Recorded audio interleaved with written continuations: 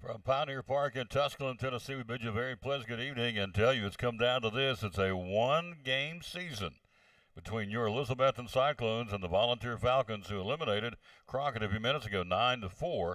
It was a big lead by Crockett, and Volunteer played it, 5, 6, 7 runs in the last couple of innings, and Crockett has been eliminated, finishing their season at 13-16, and Volunteer comes to town now with a record of 19-17 against your Cyclones. The winner will move on. The loser's season is over. The winner will move on to play Gibbs next week in the sectional. They are a 32-3 team, and they defeated Union County today 3-2. So Gibbs is the winner of the Region 2.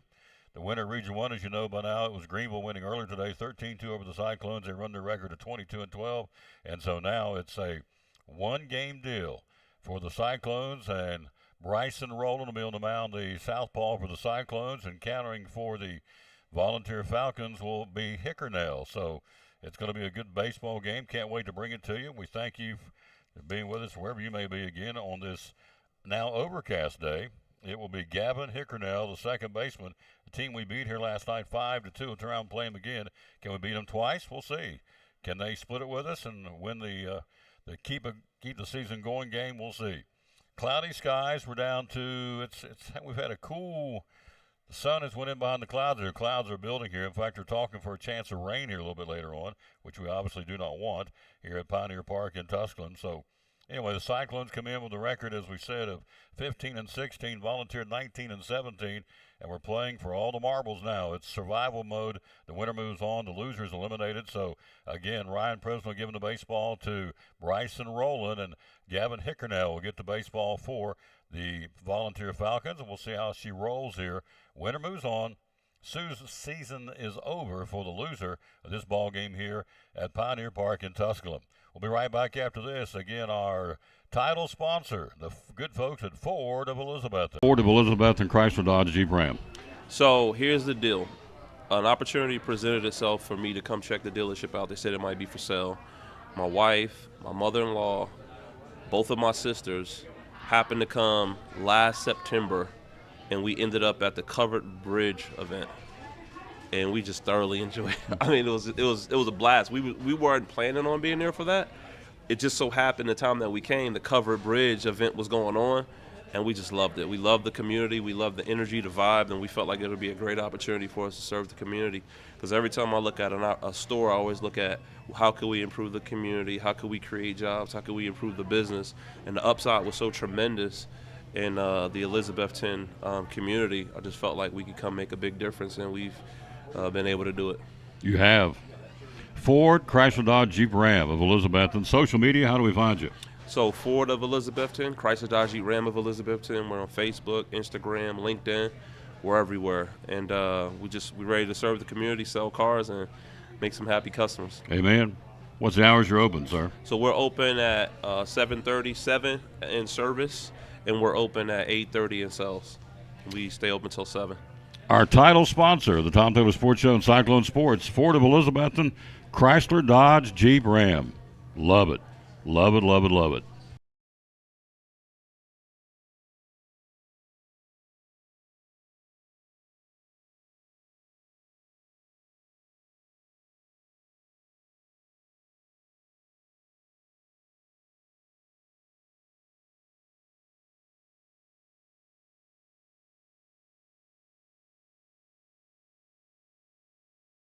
Loyal, buy local. He's up against the big boy chains. We know that. Why Big John's Closeouts? What do you feel like separates you from the chains? Well, I think there's a number of factors I think that go into that. Number one, we're local folks. We shop with you all in other places. We go to church with you. We're involved in civic organizations with you. What money you spend here stays here. You know, it goes to support the payroll and, of course, local taxes. As far as that goes, it also supports a lot of nonprofits as well as sports teams, little leagues, softball, all kind of different things we try to support. We support all the high schools, both city and county, you know, either through, fence signs or gymnasium signs or whatever with yearbooks and the whole bit. So, what you're spending local is staying local. And also we believe, customer service, I came up through the Patey Lumber Company ranks from many years ago. 1977 is when I started. And if you didn't get up and wait on people, or you didn't speak to people, or you didn't try to help people, you wouldn't go to stick around very long. So you learned, that it was important, not only to try to just ask people, but to listen. Find out what they're trying to do, find out ways that you can help them as far as that goes. And so all that's very important to us. There you go, folks. Be loyal, buy local, support them. Big John's Closeouts here in downtown Elizabeth with hammer high prices. Great sponsor of the Tom Douglas Sports Show and Elizabethton Cyclone Sports, Big John's Closeouts.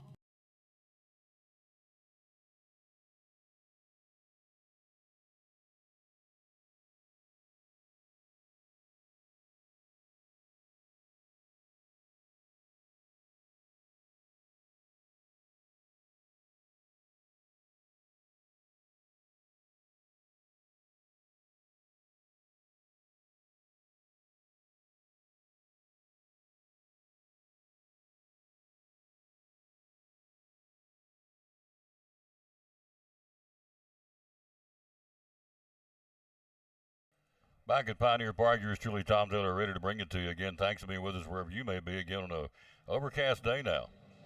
It has changed somewhat, although the sun's trying to pop back out between these really dark cobalt blue clouds above us here, and some powdery white. But again, it's changed for sure. The weather forecast, or the weather itself, and so let's see what we got here. So we got the current temperature. We're at 67 degrees. And so it's dropped, not really dropped a whole lot, but it's still, there's a breeze kicking around. It's going from right to left, so it's making it a little bit more cooler here at the ballpark. It won't matter because it's everybody out here for a 121-out ball game. Ain't no tomorrow in this one now. As I say that, the sun's popped out here, which is good. There was a passing rain due to come around here about 7 o'clock. Maybe that'll pass us. We hope so. Hello to some folks. Hello to Care. Hello, Carrie Taylor, Brittany Lewis, Reba Whitehead, Katie Whitten, Amy Whitson, Karen Edmondson, Kelly Campbell. Big thanks to everybody listening to that first game. Hope you'll be back with us and spread the word on this game. Cyclones, this is it for both of these two teams. Volunteer, we beat them last night 5-2. And so that was the night, of course, last night that Red Slugger put on a show, striking out 11 Falcons. And, of course, our players of the game were Bryson Rowland, who went 3 for 4 last night with two triples, a single, and drove in 2. Red, of course, with that 11 strikeout performance. And so last night for them didn't have a whole lot to show, as you had a couple of base hits. That's it by Blasini, a single, and an RBI single by Gavin Hickernell. And that was it for Volunteers. So they pounded out 9 runs on 10 base hits against the Crockett Pioneers a few minutes ago. So it's Volunteer out of Churchill, Tennessee, and your Cyclones out of Betsy-Town. Hello to Nicole Honeycutt. Moore will be with her on Monday. We'll be doing tour of schools Monday at T.A. Duggar, and Tuesday we'll wrap it up the year. We'll be at Harold McCormick on Tuesday. We've already been to West Side, East Side, and Elizabethton High. So reach back there and get his lineup for me, please. My man's in here with us again. That would be Brown. He's in the house. Hello to Kendall Treadway, Roger Snodgrass. We appreciate that. And, yes, I've got those. You're a good man. Thank you. Thank you, sir. Very kind that he was bringing in here the lineup. Sun's popped out. At this point of the evening, the grandstand will block the home plate area. It's going to be in the shadows. Everything else in full sun here. Again, a beautiful ballpark. 331 down the line. Straightaway center 400. They've got their water hoses out there right now. In behind the pitcher's mound is an in-ground hose connection where they're spraying down the infield dirt, keep it nice and ready to go for this ball game tonight. Cyclones and the Volunteer Falcons. Let's take a look at some other things going on. Again, we told you Gibbs beat Union County 3-2, so Gibbs is the Region 2 champ with a record of 32-3. The winner of this game will go there on Wednesday or Thursday of next week. Got to figure out when that is. Got to win this thing first, but today's winner will stay alive and go as a Region 1 runner-up to Knox Gibbs. The other games down there, Northview Academy and Seymour. That winner will come to Greenville next week to take on the defending state champs here in Greenville. I guess I would assume they'll play it here. Why would you not? This is a primo ballpark. Again, for me, this is easily the best stadium. Yeah, I like Cardinal Park a lot too, though, and I like River Rider Stadium. But from a broadcaster standpoint, you're right behind home plate. You're right here. Great angle to call the ball game. So and it's just a really, really nice stadium. Everybody's been down. It's given them a wow factor here, and I'd assume this is where Greenville's going to play next week against either Northview Academy or Seymour. So that remains to be seen, I guess, but I know they're playing somewhere. And so let's take a look at some other scores. I know Brown was telling me Cloudland beat North Green 6-1 to win the district tournament softball championship in 1A, first time in school history. Brown was telling me, is that correct? 6-1 they beat North Green, so congratulations to Cloudland's Lady Highlanders winning the district tournament in softball. Of course, Tennessee High beat Crockett last night. Trying to get that DB Daniel Boone score at noon. It hasn't popped up yet on the appropriate place that I look for it. Then in baseball, you see the championship in 4A. It was Sevier County defeating Morristown West 5-2. Science on Daniel Boone. I haven't scored on that one yet. We're going to keep checking. In 2A, Pigeon Forge in an upset of sorts beat Alcoa 4-3. And so Pigeon Forge is the 2A baseball champion, regional champion. And in single A, keep an eye on this team out of Johnson City. They can play. University High all over Washburn 11-4 to nail down the district or the regional tournament championship for the guys in single A. So University High will be back home in Johnson City. And so they are a very, very good baseball team. We saw them earlier in the year here in our broadcast, and they can play. Hello, Jason Blevins. Hello to Lee Click. Hello to, who else can we say to? Roger Snodgrass. Hello, Coach. How you doing, sir? Kelly Campbell, Karen Edmondson. Some of the folks already said hello to. Thank you. So get yourself something cool to sip on. Sit down, prop your feet up. We're going to paint it for you. Dr. Minton's doing here any minute. And we're going to bring it to you, the Cyclones and the Falcons and the elimination game for the season. You got to win this one to keep going. If you lose, you're done. Your pregame show brought to you by the good folks in Phil's Dream Pit. They're open until 7 o'clock tonight, another hour. Again, everything they've done for the last 4 or 5 days, they're contributing 10% of their total sales all week long this week to the Isaiah 117 house. Love it, love it, love it. Appreciate them very much. And don't forget, coming up on Sunday night a week from tomorrow, we'll be doing that fundraiser at First Baptist Church in Elizabethton to benefit. It's a praise and worship fundraiser led by Jamie Schaff and among others. Going to be all kinds of folks there for the singing, as they say. It's going to be a fundraiser next Sunday night for Isaiah 117 House in Carter County, which is a really cool thing. All right, we'll be right back after this. We'll give you starting lineups. We're not that far from the start of this thing. Cyclones and the Falcons in the season-saving game. We'll tell you all about it right after this from Phil's Dream Pit. You're listening to Elizabethton Cyclone Regional Tournament Baseball. Really easy way to feed a family or a bunch of people. We start them off at 4. Dream pack for 4 runs $32.99, gives you a pound of meat. You can do pulled pork or pulled chicken, either one at that price. 3 sides, it's a pint each, so it's a 4-ounce serving of meat, 4-ounce serving of 3 different sides. Gives you a really good meal that'll fill you up. It's not something that you eat and you're hungry later, an hour later. I'm going to include your buns, your barbecue sauce. Instead of picking up a pizza, come by here, pick up a Dream Pack. Your family will thank you. And if you need it for more people, the breakdown on it's $8.25 a person. 12 people, for instance, is $99. You'll see that advertised now from us in a lot of different places. Feed 12 people for $99. That gives you 2 pounds of meat, 1.5 quarts of each side. Still gives you the bun, still the barbecue sauce. Really, really popular. I had a group at Eastman just order a 16 for Wednesday. So you call us ahead. We can do as many people as you want. We do 100 people, 200 people. We'll put those in pans for you, or as few as 4. So in even numbers, however many you want, $8.25 a person. You can't beat it. Cannot beat it, folks. Again, here at Phil's Dream Pit, the quest for perfect barbecue. The phone number is 349-6437. Hours are open 11 to 7, Tuesday through Saturday. We take Sunday and Monday off, but we're here the rest of the week. Social media on Facebook, maybe Instagram later if one of my kids shows me how to use it, but right now it's on Facebook. That's where people watch you, so we'll figure they've got it here. And the website is? Website is philsdreampit.com. You got it. I see a familiar face here. Looks like he's ready to talk to you. He is. That's our buddy Jeff. Going to talk some NASCAR, I'm betting. That's our buddy Brian Pipkin, the owner of Phil's Dream Pit, one of our great sponsors here on the Tom Taylor Sports Show.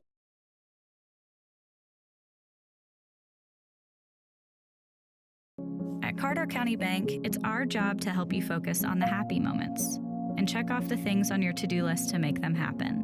We're here along the way so you can pull off the happiest moments in life. Carter County Bank, in the business of happiness.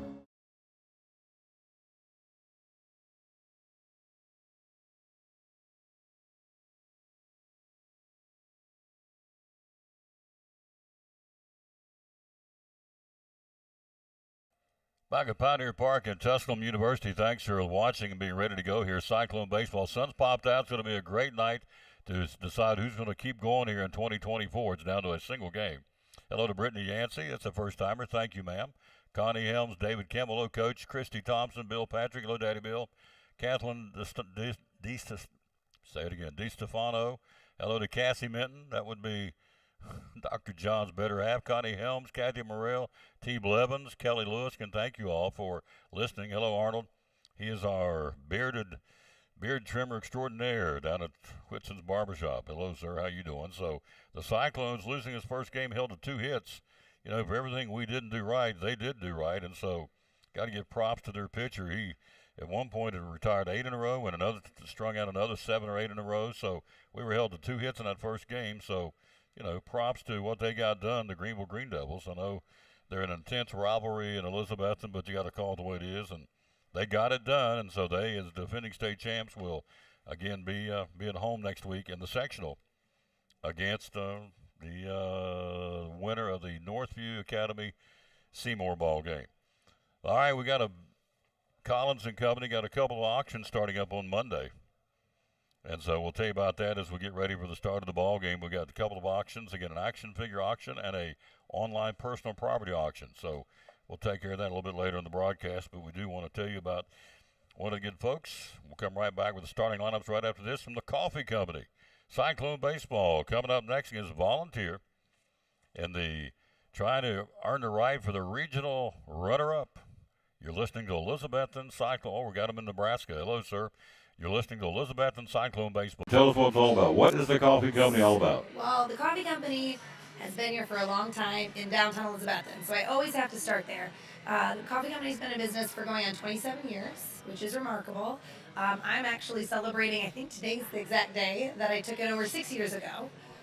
So that's kind of a big deal for me. We're made it 6 years now, running this amazing business.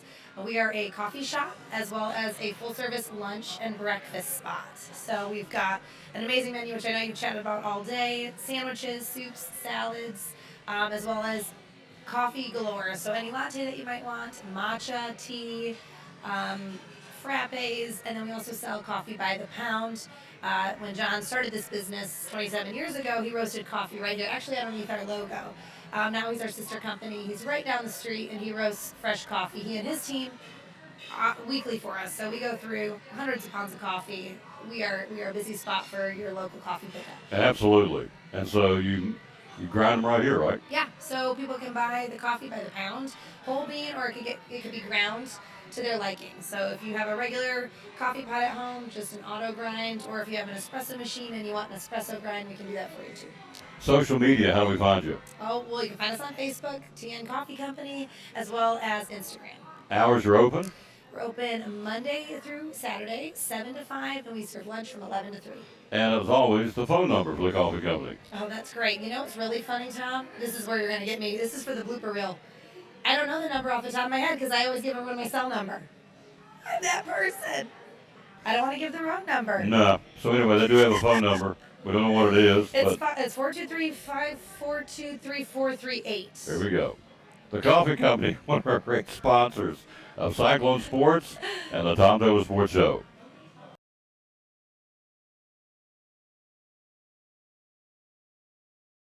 If you're ready now, the starting lineup's brought to you by Randall Birchfield, Real Estate and Auction at 543-5959. We appreciate him so very much, again, bringing us and bringing you Cyclone baseball, football, basketball, baseball. The starting lineup's brought to you by Randall Birchfield, Real Estate and Auction. Again, leading off for Volunteer and playing second base, Brian Figgins. Batting second is the shortstop, Isaiah Bowery. Batting third, the center fielder, Connor Haynes. Cleanup batter this evening will be third baseman, Austin Williams. Batting fifth, your DH for the left fielder, Aiden Parsons. Your DH is Anthony Blasini. Batting sixth and doing the catching for Volunteer, Grayson Dennis. Batting seventh, pitching tonight, Gavin Hickernell. Batting eighth, and playing first base, Luke Armstrong, and batting ninth and playing right field for the Falcons, Blakely Broussard. Figgins at second, Bowery at shortstop, Haynes in center field, Williams at third, and Blasini DHing for the left fielder, Parsons. Dennis catching, Hickernell pitching, Armstrong at first base, and Broussard in right field. For the Elizabethton Cyclones, leading off and doing the pitching tonight will be southpaw Bryson Rowland. Batting second and doing the catching, J.D. Hooks. Batting third and playing second base, Bugs Meadows. Cleanup batter tonight will be first baseman Red Schlegel. Batting fifth and playing third base, Justin Whitehead. Braden Buckles will play center field and bat sixth. At the bottom three for the Cyclones, Logan Campbell in left field, Jeriah Griffin in center field, and Jack Blevins DHing for the right fielder tonight, Brock Shelby. Again, Rowland pitching, Hooks catching, Meadows at second, Schlegel at first, Whitehead at third, Braden Buckles in center field, Campbell in left field, Griffin at shortstop, Blevins, Jack DHing for the right fielder, Brock Shelby. All that's brought to you by the good folks at Randall Birchfield Real Estate, birchfieldauctions.com. Again, the phone number to call is 543-5959. But, again, you want to go in there and check out some of these great listings he's got. And I'm still surprised the one on Danner Road's still out there. That thing is nice. Sitting there looking at a picture of it. It's an old, it's just an old farmhouse-looking piece of property on 4.5 acres in Stony Creek. Again, you've got over 1,100 square feet. It's a one-bedroom, 1.5-bath cabin. Big eat-in kitchen, large den, large bathroom with a laundry downstairs, central heat and air, 2 covered porches, a large bedroom upstairs, large closets, and a half-bath attached. So ready to move in. Awesome. Plus, it comes with a 12 by 20 horse barn. So there you go. It's on Danner, D as in dog, Danner Road. Again, that's one of the listings you can check out at birchfieldauctions.com or give Jason a call at 543-5959. Our starting lineup sponsor, Randall Birchfield Real Estate and Auction. So we're ready to go here. The Cyclones are the home team, and they'll go out on the mound and see Bryson Rowland get his warm-up tosses to go to bat against the Volunteer Falcons. And so thank you for being with us wherever you may be. This is it for one of these two teams. Again, it was a come-from-behind win by Volunteer. They played it. They were down when I got here. They were down 3-1 and rallied with a 9-run, 10-hit ball game to beat the Crockett Pioneers and eliminate Spencer Street and the Pioneers, who finished at 13-16 on the season. That final score was 9-4. Of course, if you missed our game earlier, we jumped out to a 2-0 lead, and Greenville put up 13 unanswered and beat us 13-2. And so that's why we're here. Again, Crockett's eliminated, and Greenville is the regional champion. They'll be at home again starting, I think we said, on Wednesday of next week against either Northview Academy or Seymour.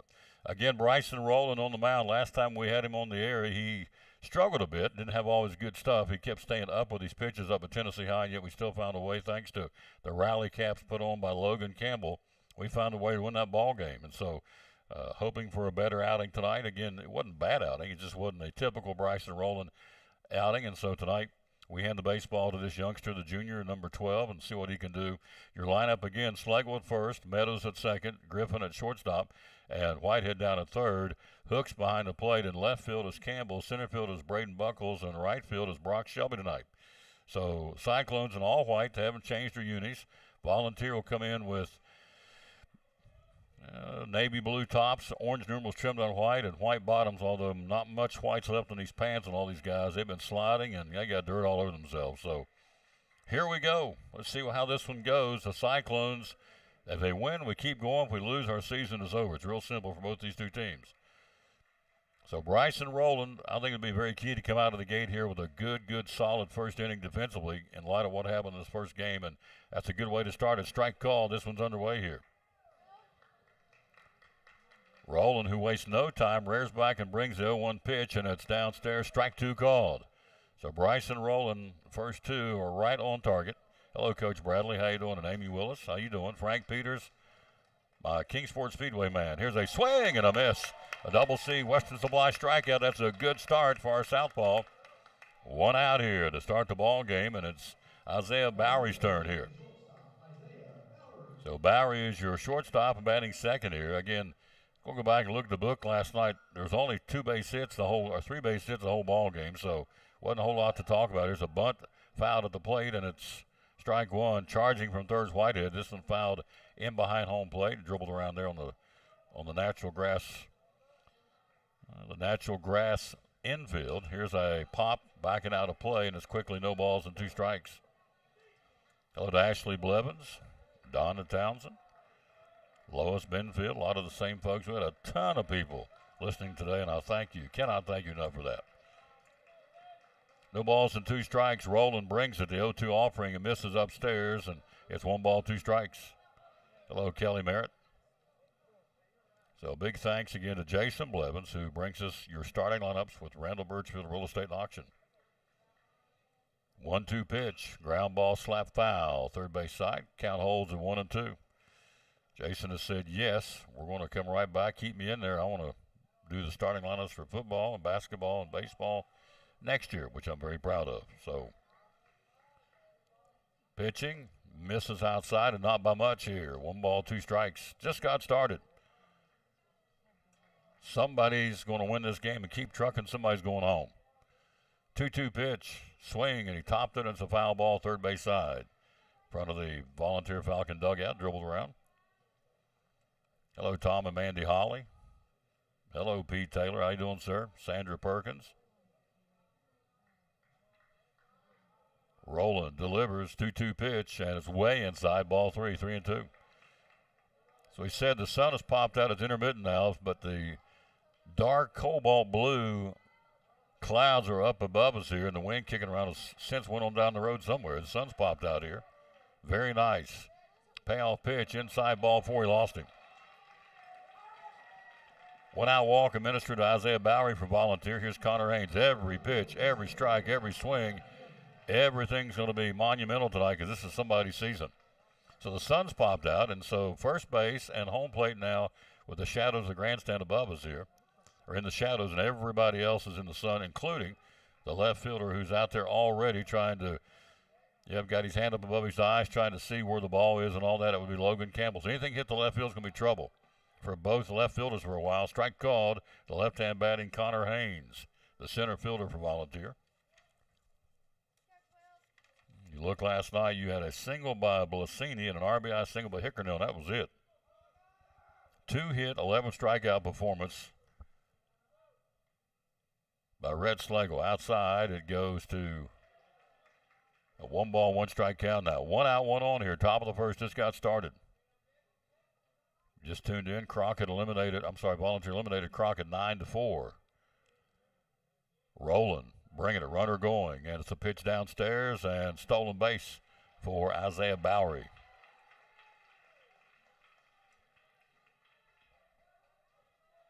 Hooks jumped up to cock the throw, and it dropped out of his hand, and I'm not sure he would have got him anyway. Watching in North Carolina, this state number 1, hello, Rocky Davenport, Scotty Fain. You always kind of keep tabs of what geographic states around the country. Here's a high fly ball out in left center field with these glasses on, Blevins, and makes the catch. Nice job. Runner tagging. Here he comes down to third, and there he is. So aggressive on the bases. 2 away in the inning for Austin Williams, the third baseman. And he got picked off at third, and they're going to call him out. He came down to third and stepped off the bag, and they tagged him. And Volunteer is jacked up, to say the least. I was looking down the scorebook. All I can tell you is out number 2 was recording a fly ball to Buckles out in center. Threw it to third. I'm not sure what happened. I was looking down to the book. That's why we got an extra set of eyes here. He just got in here, Dr. John. But it's a double play ball, and they're out of the inning, and Volunteers coaches are smoking hot. I'm not sure what happened. Did you see what was happening, sir? It was a tag from second base, tried to advance the runner. We appealed it, and the first base umpire was of the opinion that he left a little early. So we got the call, and got the out, and in the inning. Thank God you're here. I was down looking at the book, so we would score that what now? How would you score that in the book? It's an out. I'm not sure how you do it. So here's what happened. A runner tag. Catch was made out in the left center field by Buckles. He relayed it back into third base. Runner tag came down to third. He was safe, but they said he left the bag too soon out at second before you got to let him catch the ball first. And so they appealed it, and the first base umpire said, you're right. And he just tossed somebody. Let's see. The first base umpire keeps winning. winding that motion said, we're out. Okay, here we go. We got some little rhubarb going here. The home first base umpire has pointed somebody he's just tossed. I think he was pointing at Haynes. Let's see, one of the players. Now the head coach of Volunteers out to talk about it in between the pitcher's mound and third base. First base umpire who got chewed on that tag play, and they appealed it and ruled him out. The home plate umpires walked out there about 15, 20 feet away from the meeting between Volunteer coach and the umpire, and so they're tossing somebody. Let's see. They're still talking, or jawing, as they'd say.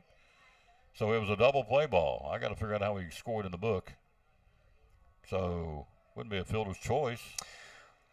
I would imagine it would be a 7-6-5 double play. Don't know. Well, the ball never went dead, and so I guess the return throw back to the second baseman, he tagged the base, so it is a double play. It'd be 7-4. That's right, 7-4, yeah. 8-4. 8-4. Buckles caught it in center field. So it's 8-4 in a double play ball.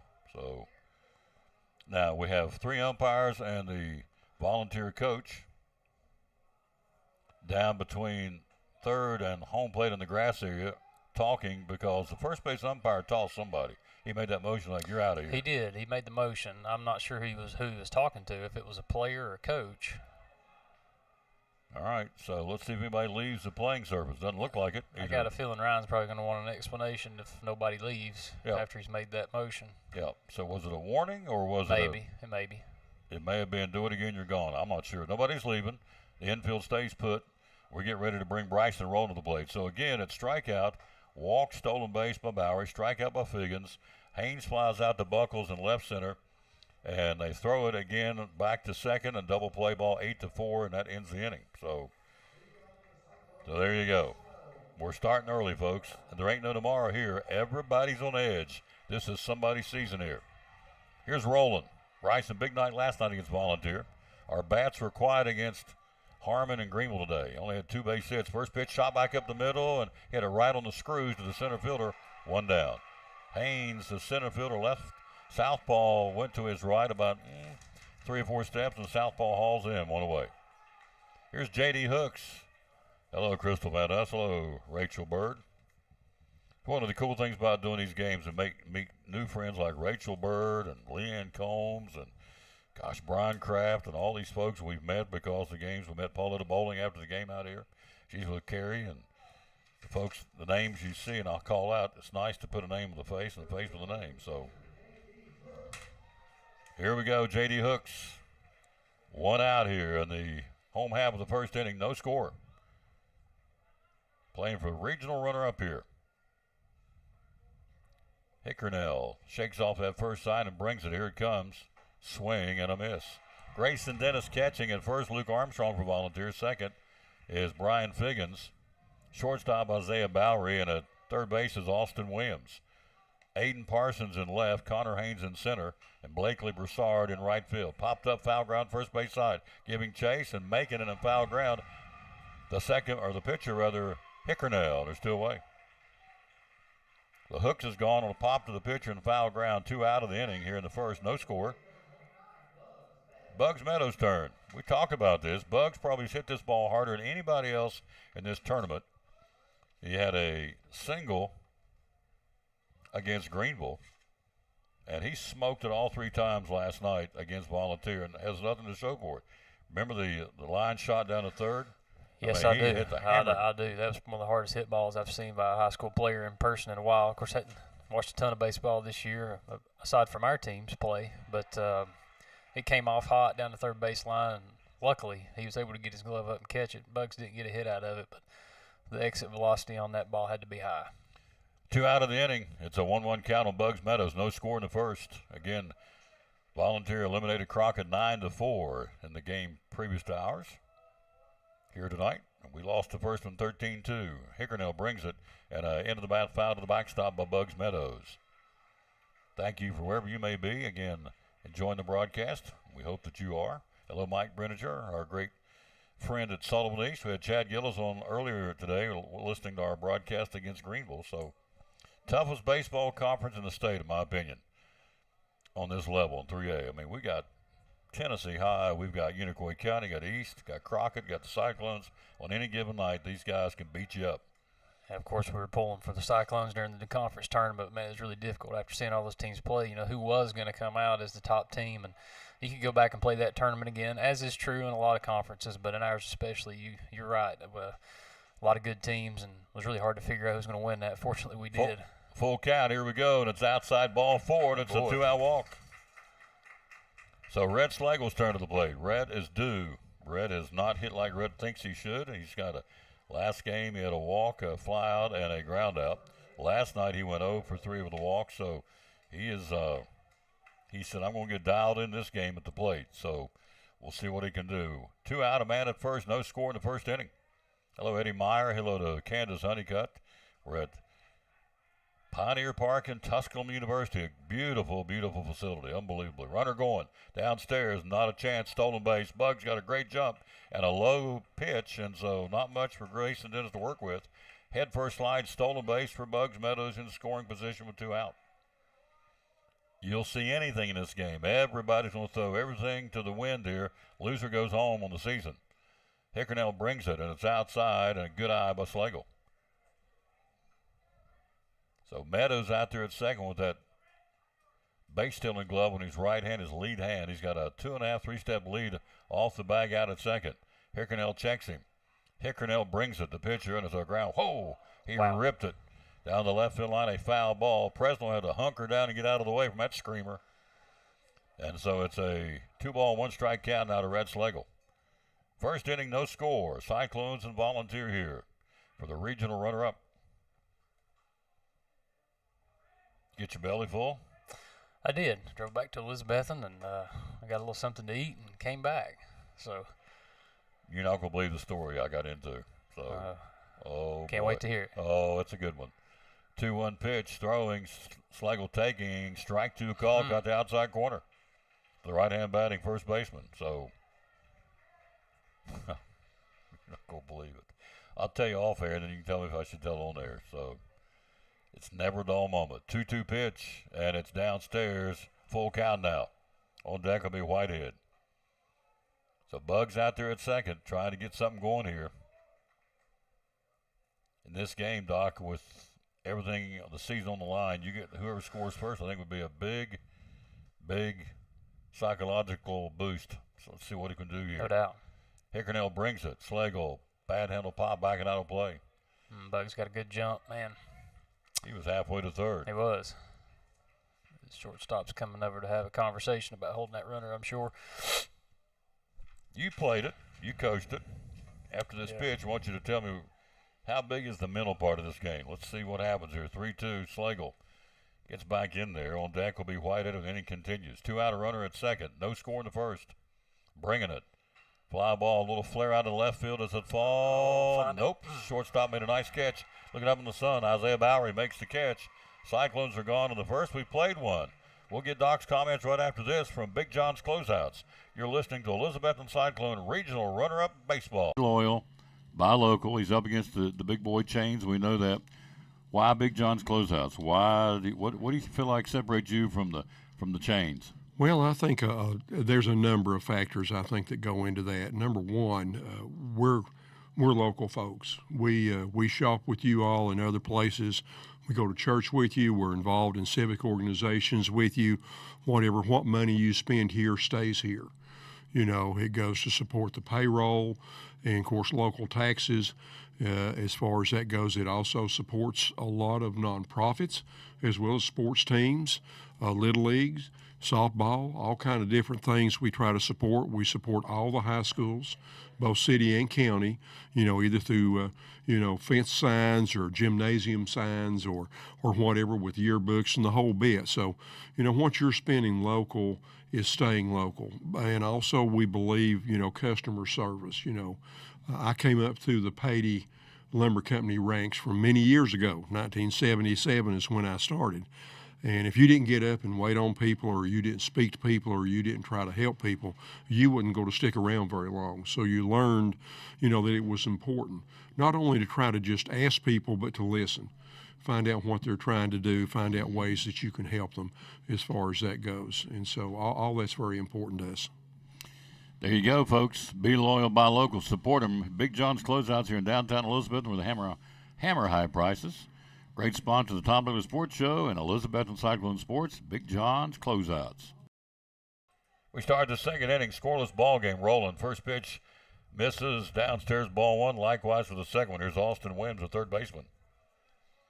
Hello to J.L. Holt. Hello to Eddie Meyer. Hello to Mike Hines. Hello to J.C. Bowers.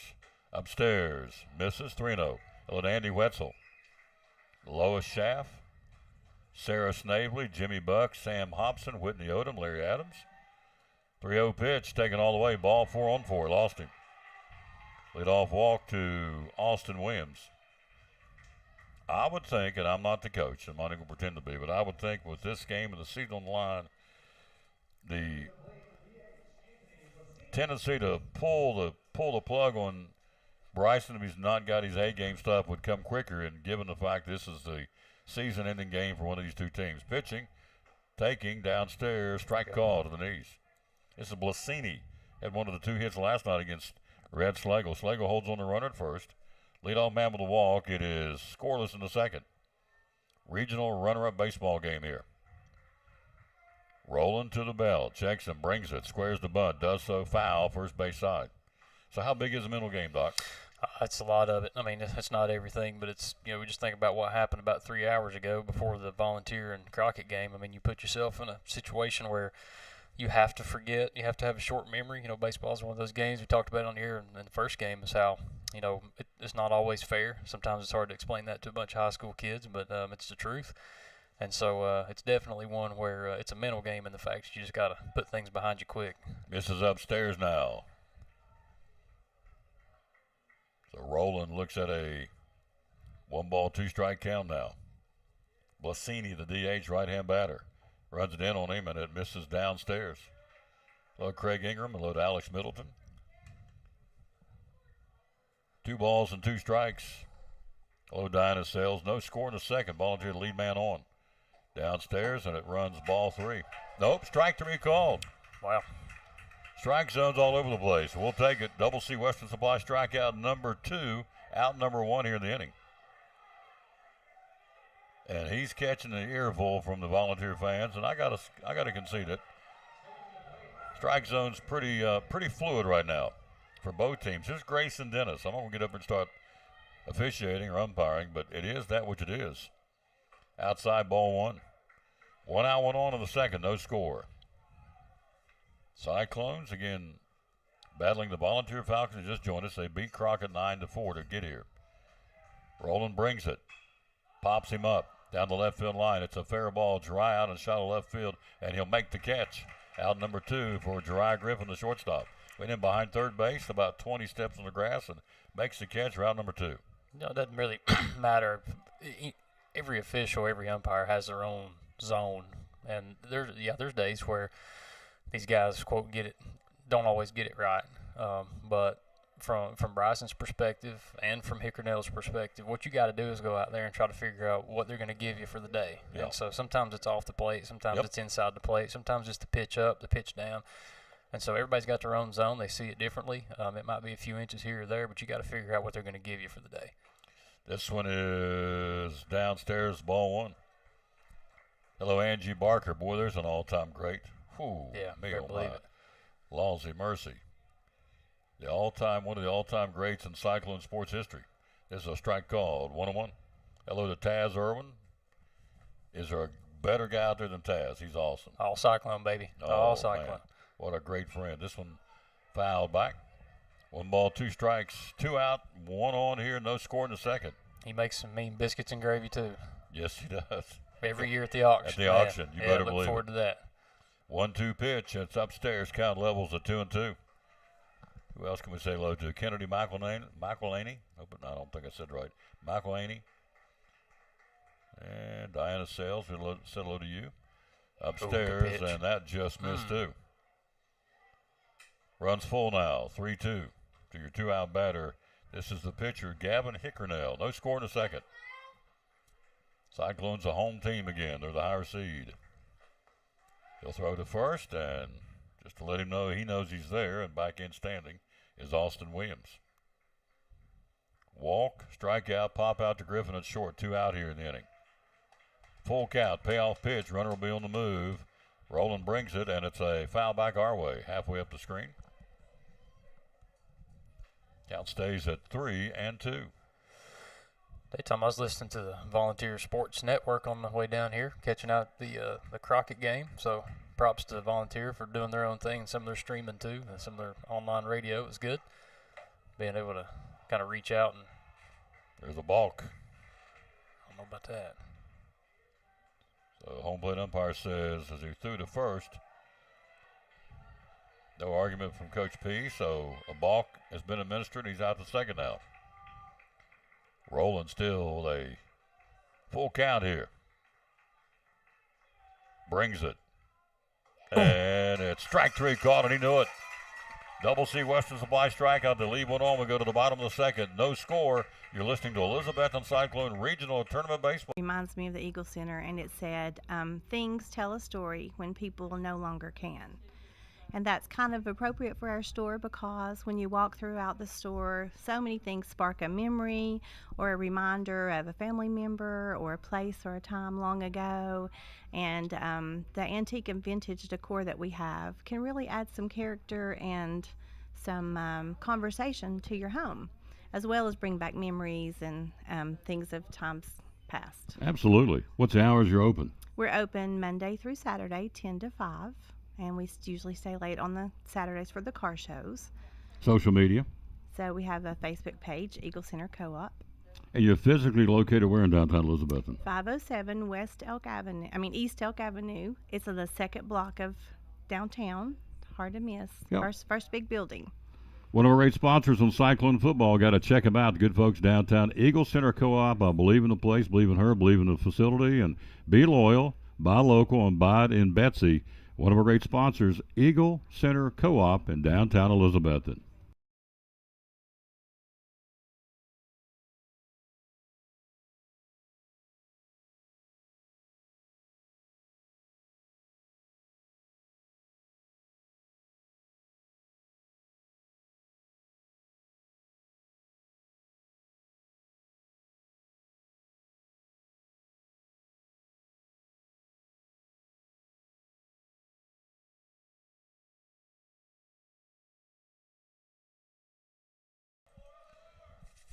We go to the bottom of the second inning. Cyclones will bring Whitehead. He'll bring Braden Buckles, and he'll bring Logan Campbell to the Pioneer Park plate. No score in the second. Hickernell is your pitcher, and it's outside called strike. Go to Madison Cannon and Josh Cheney and Dwayne Walter, Pete Taylor. Balls lead 7-5, bottom of the ninth. Brenda Grindstaff, hello, darling. Pitching Hickernell, and it's belt high, misses outside 1-1. So Whitehead, the third baseman, came in relief, the third pitcher today, and did a nice job pitching. Actually, it's the middle pitcher, and it's down and away. He spelled Jackson Buckles, and Braden Buckles came in to finish it in a 3-pitching trio in that Greenville game. We lose 13-2, and again, Volunteer won this one 9-4, eliminating Crockett. Down and away for Whitehead. Good eye. Second inning, no score. Cyclones and the Falcons. The regional runner-up. Hickernell, right-handed pitcher, brings it, and it's strike called. Nice pitch. The only negative, full count now. This ball strikeout is too small on the scoreboard for me. Downstairs, ball 4. And that's a me thing, not anybody else's thing. Other than that, this is a perfect ballpark, in my opinion. 1 out, or leadoff walk for Whitehead. Gets base runners, which is what we need, and here is Braden Buckles. Can't score if you're not on base. It's real simple. It's baseball 101. Let's see what Buckles can do here. Braden's got power. We've seen it all season long. It'd be a good time to step into one here. Out in front of the plate. 2-3 on the put out. Here's a throw to first and back in. Pretty good pickoff move by Hickernell. What's interesting about the Volunteer infield, I kept looking, they all got blonde hair. They all bleached blonde. Their hairs all look the same. I did notice that yesterday, too. Yeah, and that's by design. There's a throw and nearly threw it away. Threw it to the outfield side of the bag, and the first baseman, Armstrong, had to step over and around Whitehead to get that ball. He almost threw that one away. But all the infielders have bleached blonde hair. They all look like 4 Dennis and Menaces out there. Now, how many people on the other side of this broadcast you have think no remember clue what Dennis I'm talking the Menace? about. I do. Bounced There up you go. there, Good stole jump. a base, Whitehead. Great jump. You're exactly right. Who is Dennis the Menace, they said, pray tell. Well, he was a little blonde-haired guy, a little blonde toe-headed guy in the comic strips. Look him up. Then they're going to say, what is a comic strip? See, I forget all that stuff. Yeah. So, Whitehead at second. Buckles with a chance to drive him around in a scoreless second inning. And that's a fastball, and that looked real good. Pitch. Wow. Hickernell caught that outside corner, and it's a 1-ball, 1-strike count here. Hello, Randy Cross. Hello to JP out in Colorado listening. Thank you, sir. Get a weather update. Yeah. And a swing and a miss. Strike 2 to Buckles. 1-2. On deck will be Logan Campbell. No score in a second. Hello, Randy Cross. How you doing, sir? Dr. John Mitten, yours truly, Tom Taylor, bringing it to you from Pioneer Park at Tusculum. Scoreless in the second. A regional runner-up game. Hickernell brings it, and it's downstairs off the shin guard of Grayson Dennis and down to third on a pass ball. And you know how that goes. We'll take him any way we can get him. Better believe it. Hello to Kennedy Harris. Boy, did she have a year up at Bluefield. Oh, me. She can hammer it. She can. Yeah. Saw her put some serious effort into some balls in high school last year. Man, she was a fun player to watch. Called her Hammer Harris with good reason. Hit a lot of home runs. Hickernell brings it. Buckles, ground ball, knocked down by the third baseman, only plays at first. Run scores, 1-0 RBI. Good job, Buckles. In from third is Whitehead, 1-0 Cyclones. RBI for Buckles, 1 away, and it brings up Logan Campbell to the plate. That's the kind of stuff you practice all season long, is when you got a runner in scoring position with less than 2 outs. You don't really concede yourself, but you've got a different approach to the plate. Good job by Braden putting the ball on the ground in a situation where we can get that run across. That's a big one. 1-0 Cyclones in the regional runner-up game here in the second inning. Here's a look at Logan Campbell takes a called strike. She played for the Bluefield. Let's see, with the Ramblin' Rams, will lose her nickname. Kennedy Harris. Got her hitting talents from her mother, I was told. Pitching, and it's inside, and it's strike called. No balls and 2 strikes. I'm sure Lauren would argue that point. Logan had a base hit in 3 tries against Greenville in the first game today. 0-2 pitch downstairs. Good eye. Hello to Cody Metcalf and Mats, M-A-T-S, Mats Warnhammer. How about that? That's a new one. 1-0 Cyclones. 1 out, 1 in here in the second. Right-hand batting, Logan Campbell, the left fielder. Dandy brings it. Watch it go outside. Good eye.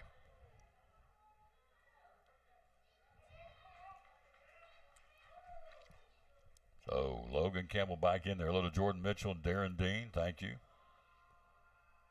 2-2 pitch.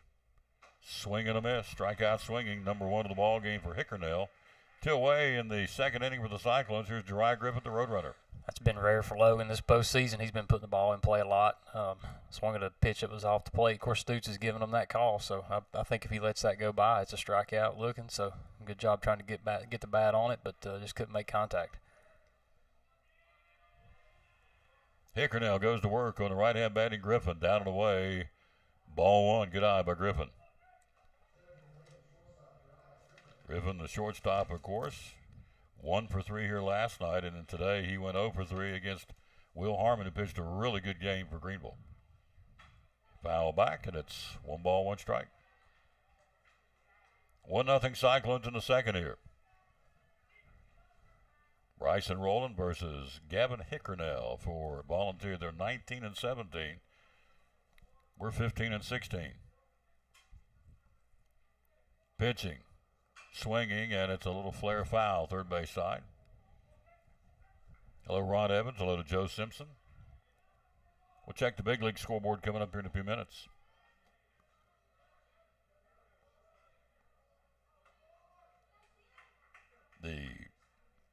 Spring Festival is over today. Finished up at 4 o'clock on the basketball parking lot as fundraiser, I should say, for the basketball team. Misses upstairs. Good eye, Jariah.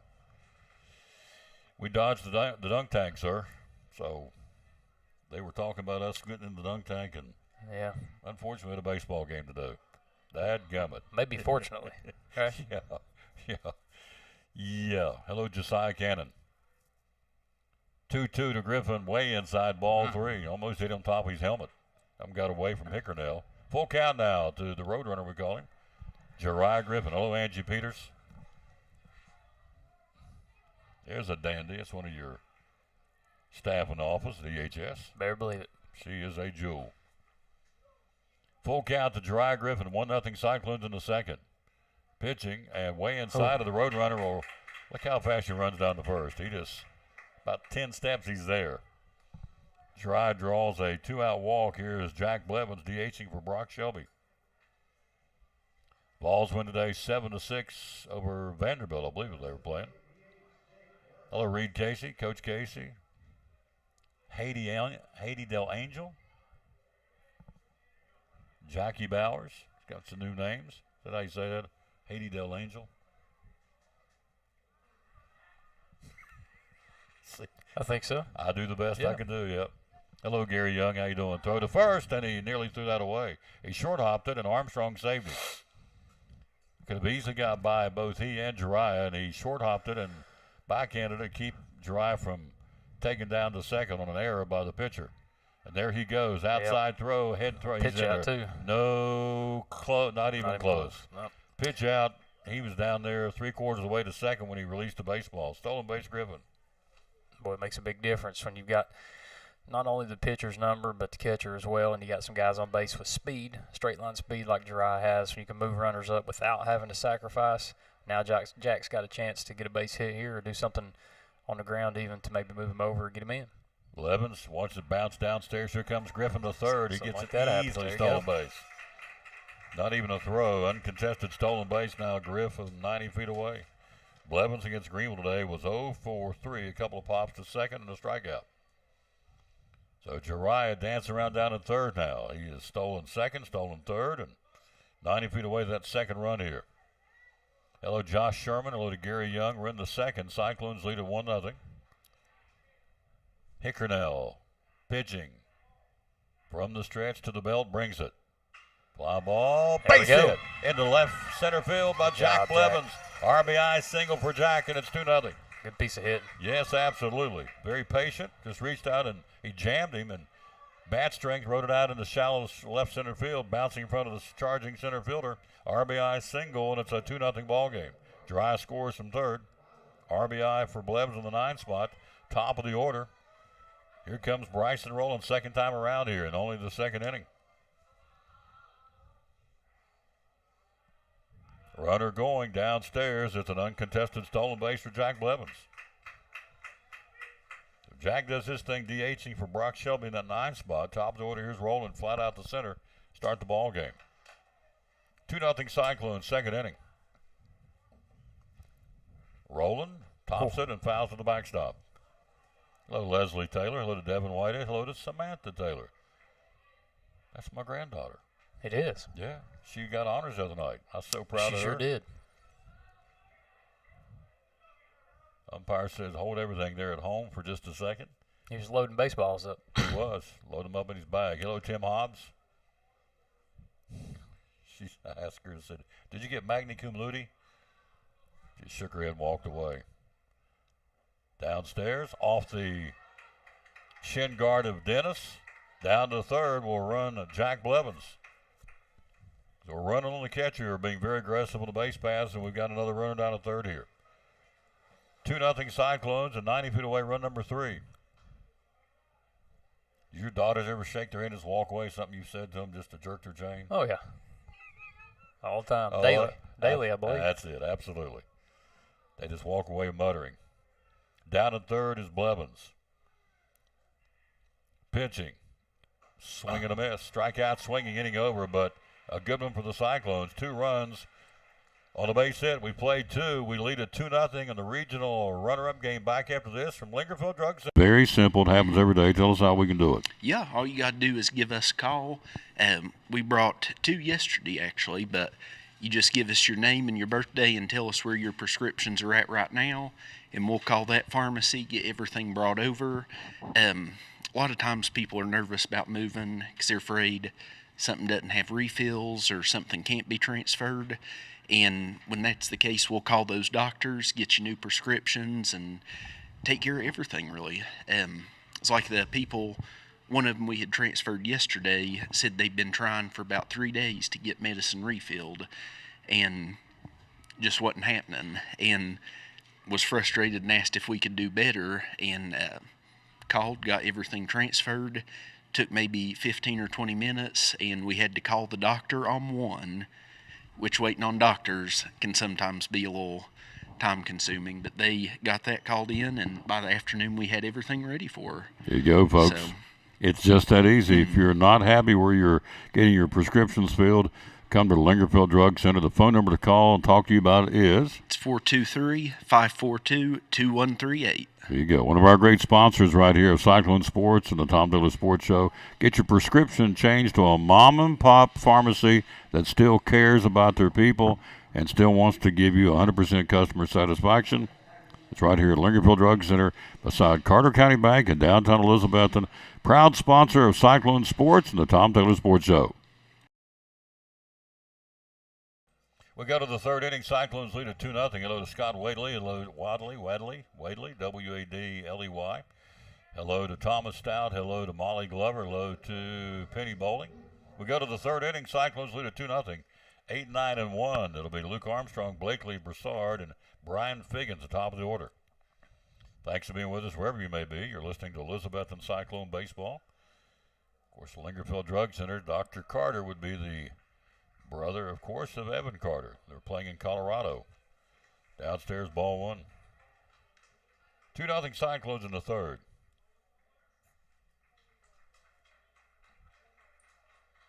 Roland brings it. He takes it. Strike call to the knees. 1-1.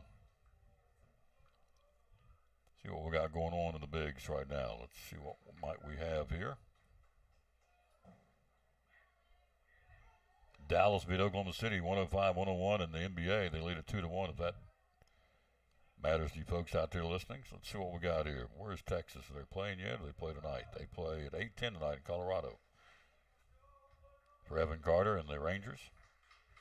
Roland gets his sign, brings it 2-1 pitch downstairs, ball 3. Final, Toronto beat Minnesota 10-8. Final, the Yankees, Tampa Bay beat them 7-2. Inside ball 4. Tying run coming to the plate here in the third inning for Volunteer. We lead at 2-0. It's Blakely Broussard's turn. So Braves leading the Mets 3-0, the top of the ninth. Here's 2-0 Cyclones. Thanks for being with us. And here is Blakely Broussard, the right fielder for Volunteer. Squares the bunt. Coming in from first and coming in from third are Slagle and Whitehead respectively, and he pulls it back and it misses, ball 1.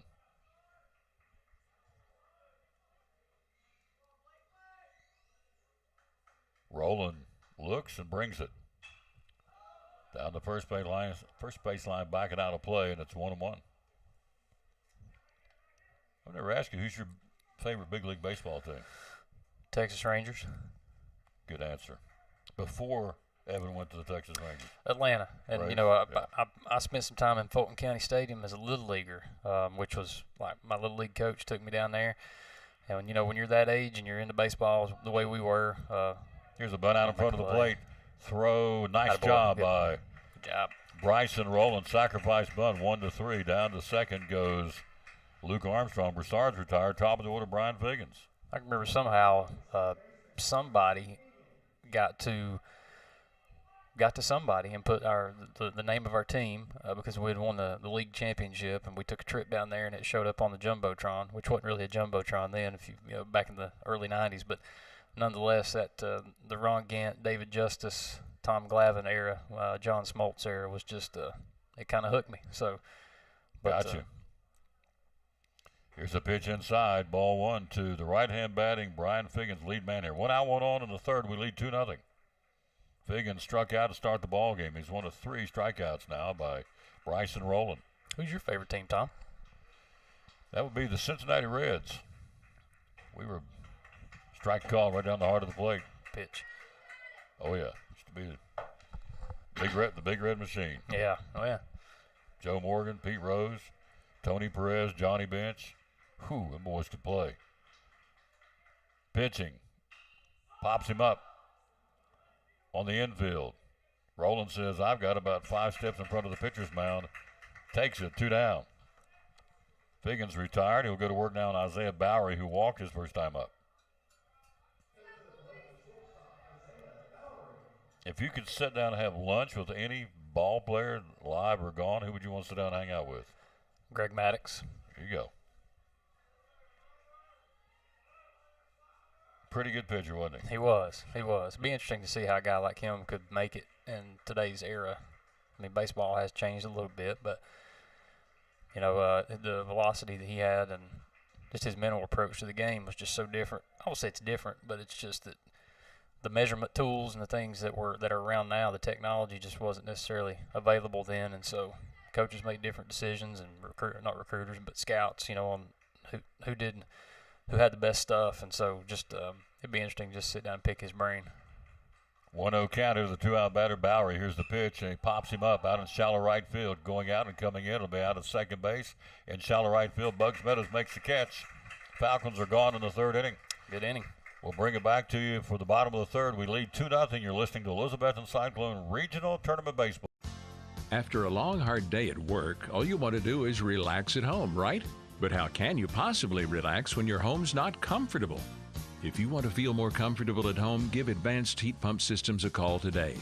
With over 30 years of experience and the most innovative solutions, you can rest assured that Advanced Heat Pump Systems will make your home more comfortable. Give them a call today, 926-2665, or visit them online at advancedheatpump.com.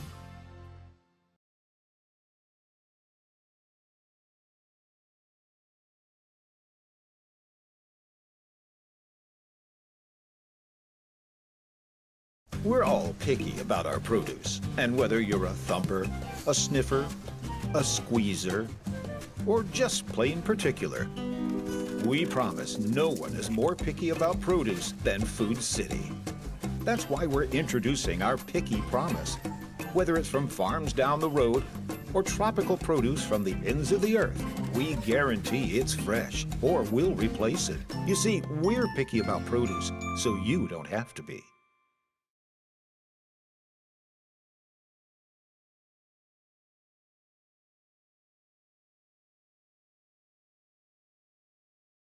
We go to the bottom of the third. The Cyclones will bring to the plate 2, 3, and 4. J.D. Hooks, Bugs Meadows, and Red Schlegel.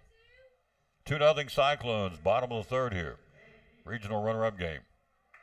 Hello, Jerry Brooks. Hello to Joe Timothy. Hello to Jordan Yutton. Hello to Mike McCann. Oh, Mike would say hello to him. He and Teresa were here watching their grandsons play for Crockett. Hickernell brings the first pitch, pops him up first base side, giving chase. Can he get to it? He cannot. It's right at the edge of the screen, right beyond the Cyclone first base dugout. Good effort by Luke Armstrong. Didn't get to it. Hello, Gage Treadway. There's one could play. Wow, he still. Believe it. Oh man, he was a gamer. He was a gamer. Hello, Gage. How you doing, sir? Jordan Yelton. Hello to you. Bottom of the third, 2-0 Cyclones. Winner of this game will go to Gibbs next week, and the loser will be done.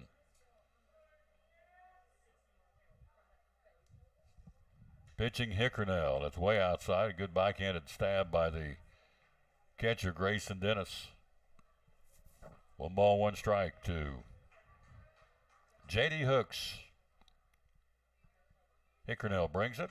Hooks takes it, and it's outside. J.D. popped out and foul ground to the pitcher. Between first and home and foul ground. First base side, obviously.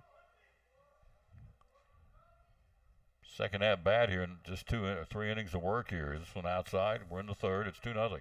Good eye by Hooks. 2 balls and a strike.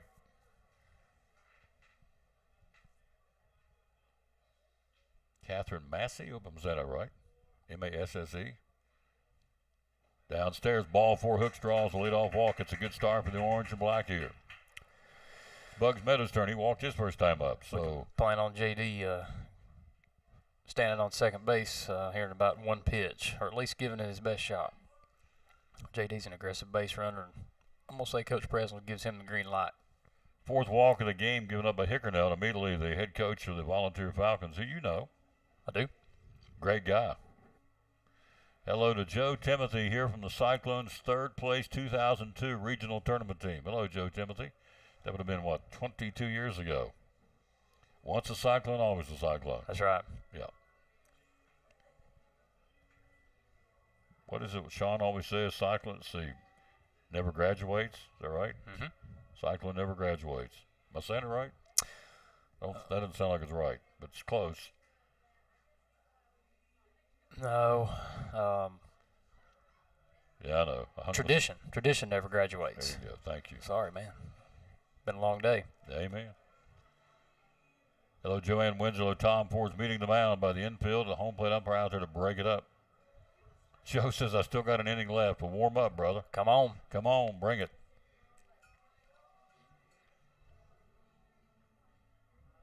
I was talking to our superintendent the other day, trying to guesstimate how many alumni are out there. We average how many graduating class on the average? A couple hundred? A couple hundred, yeah. Any alumni out there that's listening, on our system website, ecschools.net, there's an alumni tab to be able to plug in and get connected to the Alumni Association, which is nice. We've got a database that's continually growing of alumni. Hit and runs on, base hit to left field by Bugs Meadows. Nice job.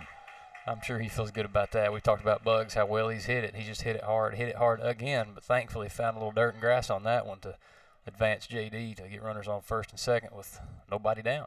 Second hit of the ball game with the Cyclones. Got something going here. It's second and first, nobody out. We're in the third inning. We're up 2-0. Here's Rhett Slagle.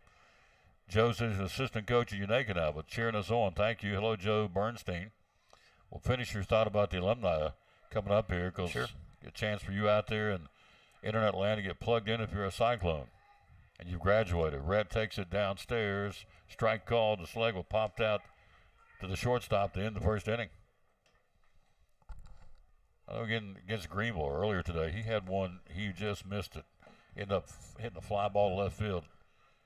Missed driving one pretty good. This one outside. Here comes a double steal. Throw to third. He's in. Down to second. He's in. Double steal. Hooks to third. Bugs to second. We got him at second and third now. Ryan Preswell says we're going to challenge this catcher, and so far it's been working. We've got a double steal. Hooks at third. Bugs at second. Nobody out here in the third. Leading 2-0.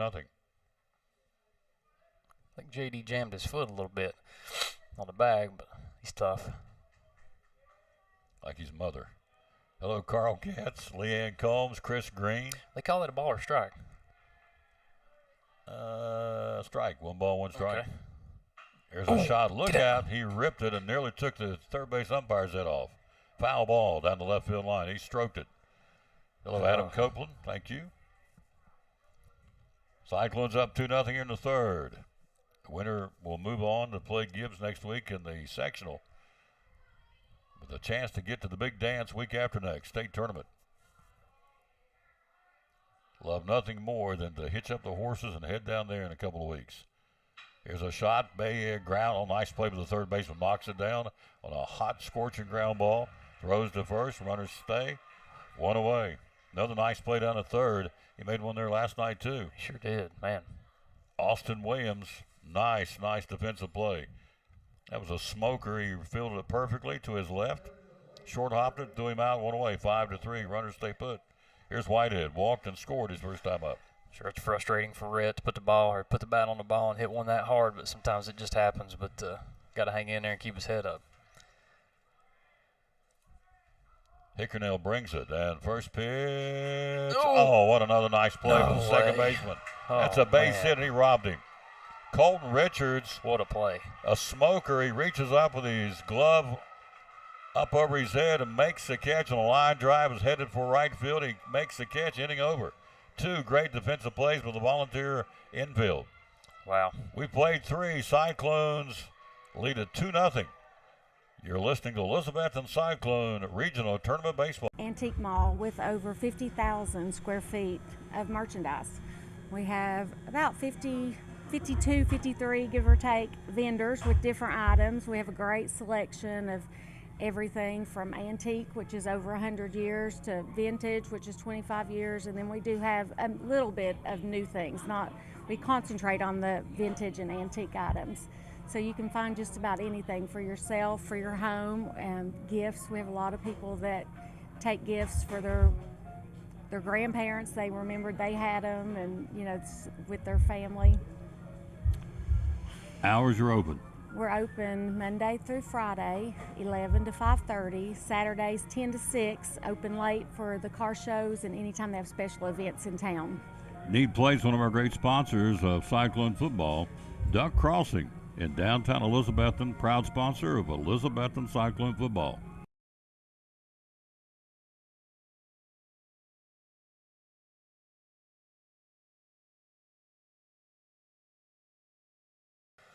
We take it into the fourth inning. 3 in the books. We'll lead it 2-0. So an inning double play ball. Very nicely done by Brian Figgins out at second. Hit a scorcher. Reached up and snagged it before it got into right field and doubled him off at second. It's a double play ball. Bang, bang. We go to the fourth inning. We lead 2-0. Dr. John Minton and yours truly, Tom Diller, bringing it to you. So, sweet. 2 great plays by the Volunteer infield. I'm going back to the Alumni Association, just hearing from, not both from, but just seeing how engaged some of our alumni are, just whether it's athletics or academics or the arts or CTE or whatever it happens to be. Anybody interested in joining the Alumni Association, you can do so by visiting www.ecschools.net, hitting the About tab. It would be just a menu in the top right corner if you're on a mobile device, and on the top banner if you're on a desktop or on a laptop. There's an EHS Alumni Association with a form. We'd love to hear from you, hear about what you're doing and what you've accomplished and how we can best support people. It's always good to have that list, and it's continually growing just to hear what our alumni are doing. And so hop online if you're an alumni out there and get involved in the Alumni Association. We'd love to have you. Fourth inning, we lead it 2-0 upstairs. There we go. So let's see what we've got here. We have Cyclones heading into the fourth inning, 2 runs on 2 base hits. Volunteer misses outside of the left-hand batter. They have no runs and no hits so far. Into the fourth inning, we lead 2-0.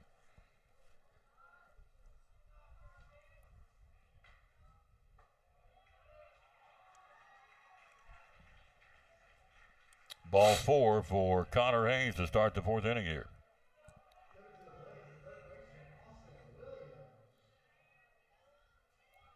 So it's the lead man on here. It's a 2-0 ball game. Tying run to the plate for Austin Williams, who walked his first time up. Bryson Rowland bringing it and comes over top with his. Sometimes it comes sidearm, sometimes it comes 3/4. That time he came over the top and misses ball 1. Williams, right-hand batting third baseman. Pretty good lead at first. Legel holds him on upstairs, and Hooks had that cocked and ready to go on that pitch upstairs, and runner did not advance. Haynes stays at first. Every pitch, every play is big in this game. It's somebody's season tonight here. Downstairs, good block by J.D. Hooks. Hello, Tabitha Whitlock. How you doing? 2 balls and no strikes. Now he'll trot out there and talk to his starting pitcher for just a second. So the Alumni Association continues to grow. We want to grow it even more, don't we? Absolutely. Yeah, you better believe it. I mean, it's just it's really cool to hear. I mean, it's we live in a small town, small community, and so people who stick around, you hear from a lot. People who are, again, like I mentioned earlier, showing up to events like athletic events or for arts or just getting involved inside our community. But we've got a ton of people who have left our community, which is great, and went out and done great things. And so the things that we've heard about, we'd like to continue to hear about. But sometimes we want to know what people are into, what type of vocation they're into, how they've utilize both their college major or contributing to the community they're in now, just to be able to, story tell and also give insight to the current students in our school about what's possible for life after high school. So hop online and get signed up. Another walk administered by Rowland. It's 2 now. They've got the first 2 on board here in the fourth inning. We lead 2-0. Tying run at first. Go-ahead runner to the plate now in the form of Anthony Blasini. B-L-A-S-I-N-I. Anthony Blasini. Hello to Erica Tipton. How you doing, young lady? So rolling with the mini jam here. He'll go to work working from the stretch. Looking in. It's a 2-0 ball game, but Volunteers got something going here in the fourth. Roland looks in, gets his side from J.D. Hooks. And it's a strike call. Nice pitch, got the outside corner. Running in from third in the event maybe of a bunt attempt with Whitehead. And Jirai was running down to third to cover the third base bag. And the event they tried to steal, everybody stayed home. Yeah, we got to look for that here. I think they were just waiting to see if Bryson could get one across the plate. He's struggling to find the zone a little, but good for him. He threw a first pitch strike. But I'd look for Volunteer maybe to lay one down, try to move these two runners over. Got to be looking alive on the bunt. Rolling to the belt. And they throw back to second, and he got him close, but no cigar. He pulled out the tag to him. So Roland wheeled and threw back to Meadows. Griffin was running to third. Coming in from third was Whitehead defensively. And they tried the pickoff play out at second, and he got back in. Hello, Eric Wampler, our great principal from Harold McCormick Elementary. Rolling to the belt, brings it, squares the bunt, does so first base side. It's a foul ball. So runners will go back. So he did exactly what you thought he was going to do. He squared the bunt, and he did so. Foul ball first base side rather. 1 ball, 2 strikes. Fourth inning, 2-0 Cyclones. Volunteers got 2 on and nobody out.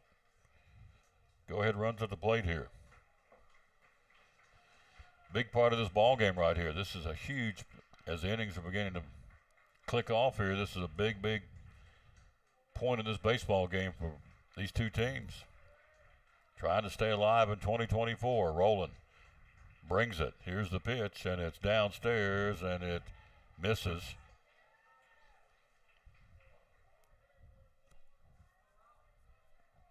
One ball, 2 strikes now. 1 out. Nope, no outs. I'm sorry. Rolling. Delivers. Inside and tight. That nearly hit him. He got out of the way, and it kicked up the first base line about 10 feet, and Hooks pounced on it so the runners could advance. And Hooks has got such good feet. He anticipates so well, and he moves right to left. Just what a great catcher. 10th grader, too. Yeah. Got him for 2 more years. That's awesome. 2 balls and 2 strikes now. No outs, and now time called. Hooks will go out and talk to Roland, make sure the signals are what they're not getting mixed up on the signals. Make sure they are communicating properly.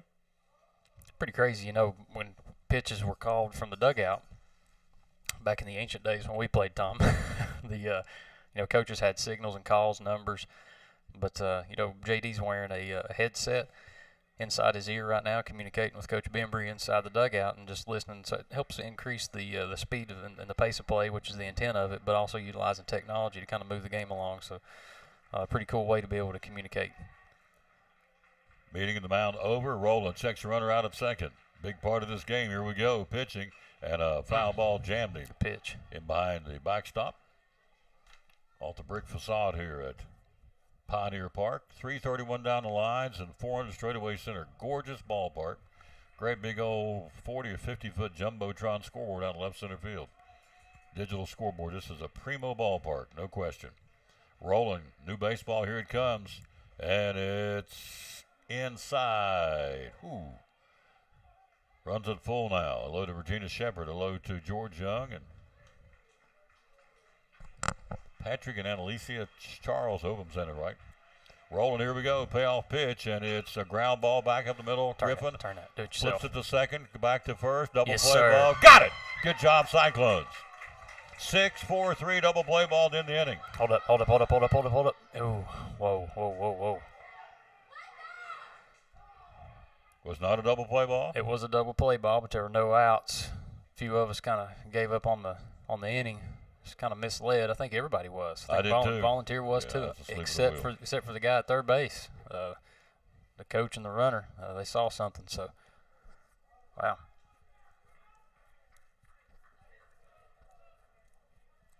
So the runners go to stay at second and third. Big play right there. It was 6-4-3 double play ball. Yeah, great pitch.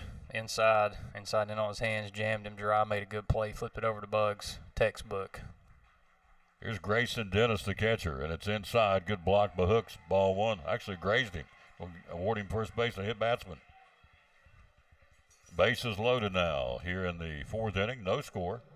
Huge double play ball. 6-4-3. They turned it, and yet our defense and infield, Doc, kept them from scoring, which is a great job our defense. Yeah, I thought Jeriah was going to take that himself. He kind of had the momentum going that way. Probably would have been able to turn two anyway, but he trusted Bugs, threw it right into his chest, and Bugs' quick hands flip it over to Rhett. So you go through about 100 of those in reps and practice every day just for moments like that. So great job and a great pitch by Bryson to set up a double play. Runners on the corners. Pitching. Fly ball right field. Hits it right on the screws to Shelby. Man. Inning over. Good. Volunteer picks up a run. No hits. No errors. They leave a couple. We go to the bottom of the fourth inning. It's a 2-1 ball game. Cyclones lead it. You are listening to Elizabethton Cyclone Regional Tournament Baseball. Now this from Cannon's Furniture. Furniture. Tell folks out there what Cannon Furniture is all about, would you please? We are a local family-owned small business. We have a full line of furniture and bedding, living room, dining room, recliners, mattresses, you name it. We have it. We also do custom lines of furniture. Some of the product lines you carry are?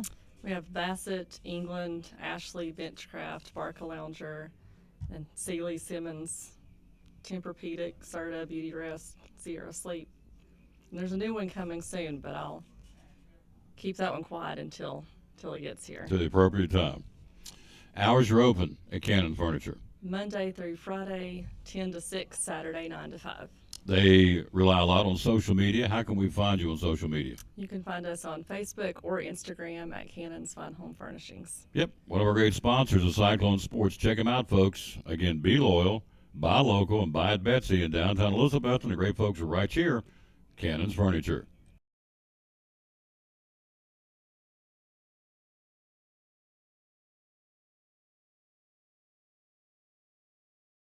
Bottom of the fourth inning, some light rain falling here. Not much, but a little bit of a light shower right now. 2-1 Cyclones. We go to the bottom of the fourth. Good defensive stop. The double play ball started by, again, Dry Griffin to Bugs Meadows to the awaiting Red Slug was big in this inning. Good defense by both teams. You know, Volunteer had that ball that went to third base to Williams, and they turned a double play. So that inning was defined by defense by both teams. Luckily, we're still ahead 2-0.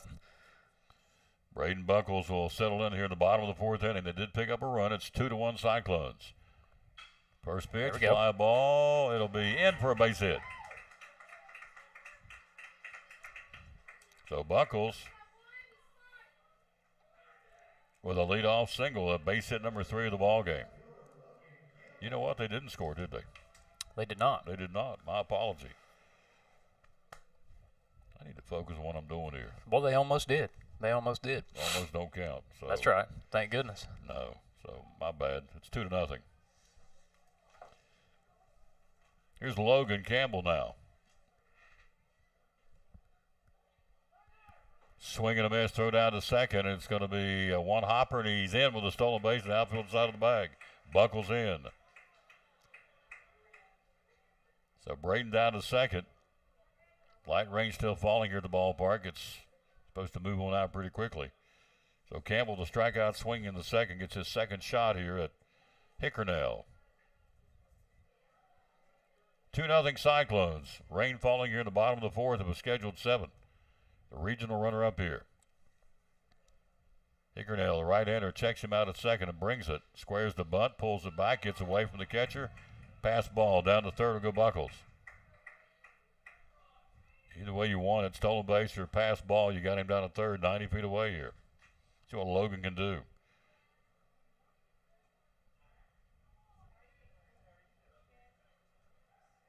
Yep, we have a big grandstand here, so you can just kind of go up into the seats and get up underneath and stay out of the rain. That's right. Yeah. Infield pulled in for the play at the plate. The Buckles down to third here. 2-0 Cyclones in the fourth. Hickernell brings it, and it's downstairs, and it's strike call, 2-1. Just past 7 o'clock on a Saturday evening. Again, it's 2-0 Cyclones in the bottom of the fourth. Runner at third, trying to make a get a big insurance third run here with nobody out. And strike called, gone. Strikeout number 3 now by Hickernell. One away. He'll go to work on Dry Griffin. That was a good pitch by Hickernell. He really got Logan out on his front foot. I think was maybe looking for something the outer half of the plate, but jammed him a little bit. A little breaking ball in the inner half of the plate, so credit him there for just making a good pitch at the right time. Dry's walked his first time up, scored one of the 2 runs here in the ball game. Swing and a miss, blocked, and trickles out in front of the plate for Grayson Dennis, who goes out and retrieves it and flips it to his pitcher. Strike 1 now to Dry Griffin. 1 out, 1 on in the 4th. We lead at 2-0.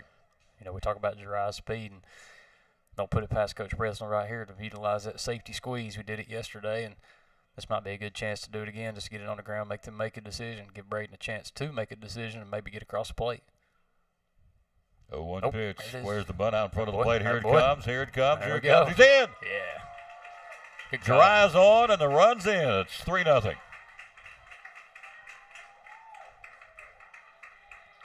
That was textbook there, Doc. That was great. That's how you do it. How you do it. Dry Griffin drops the bunt coming in from third. A head first slide. No play on either the batter or the runner. He's safe at home. RBI for Dry Griffin. It's a 3-0 Cyclone with 1 out here in the 4th inning for Jack Blevins. Throw to first, and Griffin's back in. They'll understand real quick from last night how fast this guy can go. They're going to pay some attention to him, and they should. Base hit number 4 for the Cyclones. We tack a run on here in the 4th inning. We lead at 3-0. There you go. Hickernell, runner inside of tight, and that's going to hit him. Hit his forearm, and it's a hit batsman, and Jack Blevins goes down to first base. Gerard goes down to second. Jack's at first. 1 out. 1 in and 2 men on. Top of the order, here's Bryson Rowland. And the volunteer coach will bounce back out. Has he already been out there once? He has, hasn't he? He has. He has, so I would think that will be it.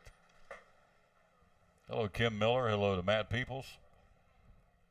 Rain still coming down here. It's light, but it's still coming. Yeah, this is that time you're talking about earlier in the game where it's a win or go home game, and both coaches have got guys at their disposal. They know what their pitch counts have been throughout the tournament. They know who they can use, and so you don't want to see the game get away from you too much, so they're going to make a change. Change is indeed happening. We'll come back and find out who it is, what's going on right after this break. Cyclones lead at 3-0. In the 4th inning, you are listening to Elizabethton Cyclone Regional Tournament Baseball. Community Credit Union, one of our great sponsors. Christmas Club Savings Account for next year. Tell me about it. Yes, let's talk about it because now you're going to have 12 months to do this. What better time than right now to open your Christmas Club savings?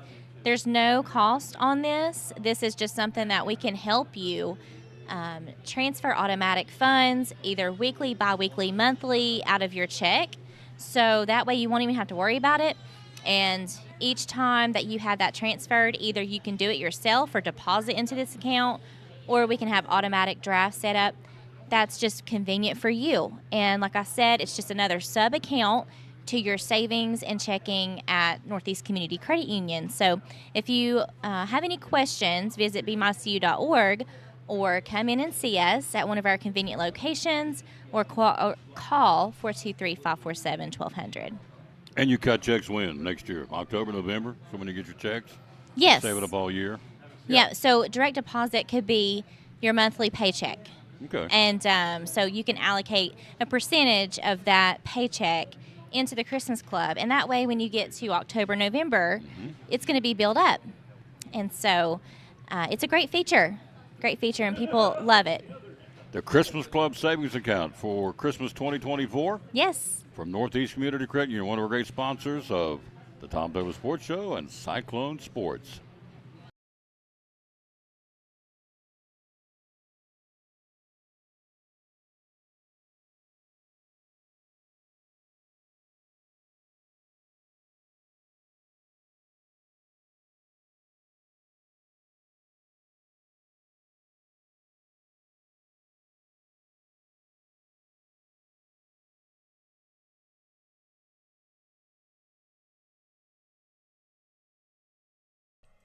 Changes now for the Volunteer Falcons. Light rain falling. Armstrong Luke will go in from first base to pitch. Coming off the bench, Isaiah Word will play first base, and Hickernell goes to second. So the Cyclones, a single by Buckles, strikeout Logan Campbell, bunt single RBI Dry Griffin, hit batsman Jack Blevins, and the top of the order here's Rowland. So Hickernell will turn it over to Armstrong, a big right-hander. See what Rowland can do. Fly out on the ground out. He's 0 for 2. Cyclones lead 3-0, try to add more to it. One out here with a couple men on in the fourth inning. Armstrong brings and misses outside, ball one. That had a little flutter to it. It did. Big kid. Who are we playing? We're playing Volunteer. Pitching.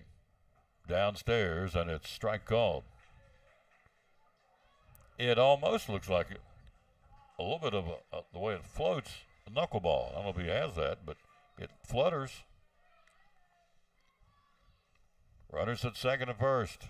Dry going to third. Here's a ground ball. Hit and runs on. Second baseman. It actually hits the Blevins, hits runner, and Dry scores from third. I'm sure he'll go back. He will. Yeah. Griffin will go back to. We go back to second. He'll go back to third. Blevins is ruled out. Runner interference. A ground ball going out to second, so he is retired. There's 2 down now, and so Rowland stays on. Jack Blevins ruled out. I always thought that was a weird rule. I did too. I just never really. Yeah, it only applies if the ball comes off the bat and it's live, but I always thought that was kind of strange. Mm-hmm. Here's JD. I don't know of any other sport where when the ball hits you, it hurts you. And I say hurts you in a way that hurts you, not physically, but hurts your team. But yep. Baseball's been around a lot longer than us, Tommy. Got to live with it. Amen. So Armstrong will back off the hill now. Looks like the rain has lightened up considerably here. We're in the fourth inning. Cyclones have struck for a run. Got another one 90 feet away. Armstrong brings it, and it's downstairs. And a good eye by an uncontested stolen base down to second for the Cyclones. That would be Bryson Rowland. See what JD can do here. Armstrong. Strike called. What's he throwing, sir? That's got a lot of flutter to it. Yeah, that was a curveball. That was a good 12-6 curveball. Yeah, he's tall, lean kid. Looks like he's maybe 6'2", 6'3", so good flight on the pitch, and just guys just getting the first look at him, so got to take a few of them. Downstairs, good eye by J.D. Hooks. A run on a couple of base hits here. 3-0 Cyclones in the fourth. Winner moves on. Loser's season is over here. Armstrong working from the stretch, right-hander, and it's inside, and it got him back off the plate, almost hit him. It did not. Count goes to 2-1 now. I believe in a split second, JD thought, I might let that hit me, and then he decided not to. Yeah. I bet if it had hit him, they'd have made him stay. JD shoots it down the right field line. A foul ball, not by much. Man. He roped it down the right field line, hit to this side of the chalk, a foul ball by about 6-8 inches. Strike that it is, though. Back to third goes Griffin. Back to second will go Bryson Rowland. 2 on, 2 out. We lead it 3-0 here in the fourth inning. Hello to Deb Gooch. How you doing, lady? Here's a ground ball. Could be trouble. Shortstop, no play. Infield base hit. Run scores. Shortstop broke to second and turns it. Here's a ground ball to his hole, and he goes to get it. And when the smoke clears, the Cyclones have done it, and they got themselves a RBI infield base hit. Great job. Good try by Isaiah Bowery, the shortstop. But infield hit for JD. Run scores 4-0. So Dry scores easily from third. Stopping down at third now will be and is Rowland. Here's Bugs Meadows. Downstairs, throw to second, and a one-hopper in front of the second base bag taken by Hickernell, hoping he'd break for home. Didn't move. Down at third. And Bryson Rowland. So RBI for J.D. Hooks on the infield hit. Tom's has scored 3-0 or 4-0? It is 4-0. Yeah.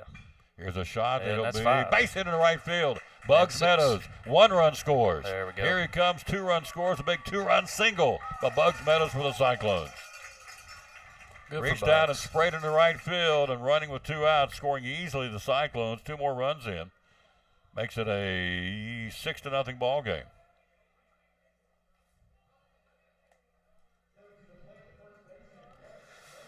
Well, our scoreboard's got 4. Yep. It's all right.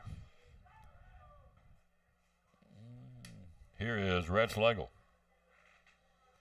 So JD scores, or I'm sorry, Roland scores. JD scores. 1, 2, 3, 4 this inning. We had 2 going into the inning. It'd be 6. Got it. Yep. Downstairs, and it's a strike call. Oh, wow. Whoa. He scooped up a little dirt with that one. He's getting hungry. I guess so. Umpire says, let's move this thing along. 4 runs in this inning for the Cyclones on 1, 2, 3, 4 base hits. We lead it again 6-0 here. So Schlegel trying to tattoo one here. He's got the power to do it. There's a fly ball out in center field. Pretty well hit. Going to go back. He's not going to get it. Up against the wall. Rhett's got 1. Rhett's got 2. Coming in from third. A big RBI double for Rhett Schlegel. Scoring Bugs Meadows easily on the run with 2 out, and he gapped that out of right center. Big hit by Schlegel. Big RBI double, and it's a 7-0 ball game. Wow. Nice piece of hitting by Rhett. Finally got that hit he's been waiting on. Yeah, he's another one, too. You know, good for him. He and Bugs both this inning coming up with 2 big hits and getting some RBIs. They've both been hitting the ball really good, just hitting it right at somebody, and luckily they found some ground this inning, and with runners in scoring position, timely hitting's everything. Here's Whitehead. 2 out. We've nearly batted around here. Hello, Kim Pless. Hello, Steve Wandell. Cyclones lead it now 7-0 in the 4th inning. Big 5-run inning here. Upstairs, ball 1. 1, 2, 3, 4, 5 base hits this inning.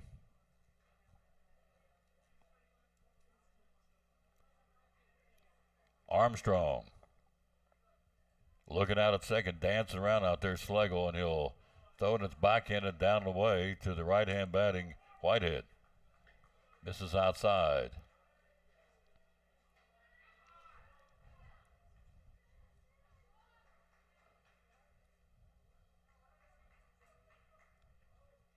Brings it, shoots it, bad handle fouled on the first base line. So we've had an infield hit, RBI infield hit, RBI single, RBI double, a single and a bunt single for an RBI.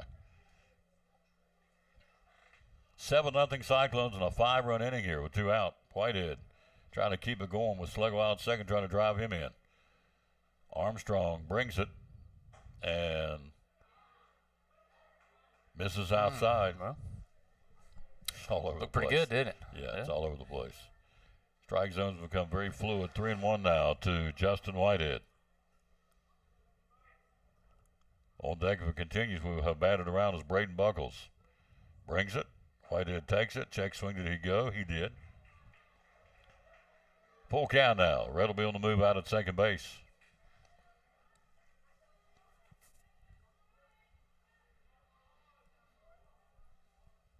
Armstrong leans in, gets his side from his catcher, Grayson Dennis.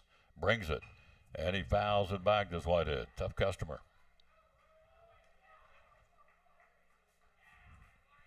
5 runs, 5 hits this spring. We lead at 7-0. Volunteer eliminated Crockett earlier in the afternoon, 9-4.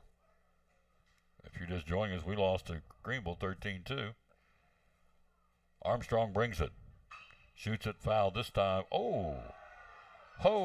Check that out. Nice barehanded stab by Coach Presnell. That's pretty good play there, sir. Pretty good hit ball. Just reached out and with his throwing hand. With his throwing hand, just snagged it. Count stays full here. 3-2 to your 2-out batter. Armstrong brings it, and he pops it up, backing out of play. Get it back. Whitehead just keeps hanging around. He's good at that, you know. He just pushes.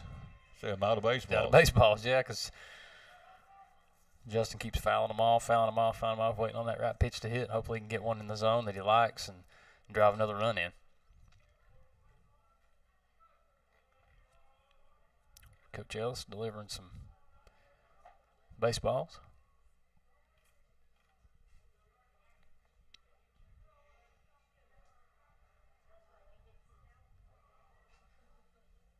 Rain has stopped here at the ballpark. Bringing it. Swinging a miss, taking it. That's a good pitch. Nice pitch. Strikeout swing, inning over, but a good one. 5 runs on 5 hits. No errors will leave one. We played 4. Cyclones lead 7-0. You're listening to Elizabethton Cyclone Baseball. Cyclone Sports and the Tom Douglas Sports Show. What all do you have here at the Jewelers Bench? So we carry an assortment of items. We've got Watchwise, G-Shock, Bearings, Citizens, Pearl-wise. We do Imperial Pearl. I get some from a company called AGI, really great company. Diamonds, we do all kinds from Shaw diamonds. We have lab-grown diamonds, Pandora. Do carry classic imports, which is sterling silver items, and then sterling reputation, that's sterling silver items. PRO is sterling silver, diamond, 14 karat yellow gold. Spotto watch bands, stuff from Equity Diamonds, just a wider range. Jewelry repair, do a lot of that, of course, and jewelry cleaning, all that available here again as we are here at the Jewelers Bench. And so social media, how do we find you? So Facebook and Instagram, and then website is jewelersbenchtn.com. One of our great sponsors, Cyclone Sports and the Tom Douglas Sports Show, the great folks at the Jewelers Bench. Sports sponsor of the play of the game, and springtime is here. Warm weather, folks on the move. Tell us how you can help us come in and grab a sandwich and get on out the door. How can you help us? You give us a call about 10, 15 minutes ahead of schedule, and we'll have that ready for you.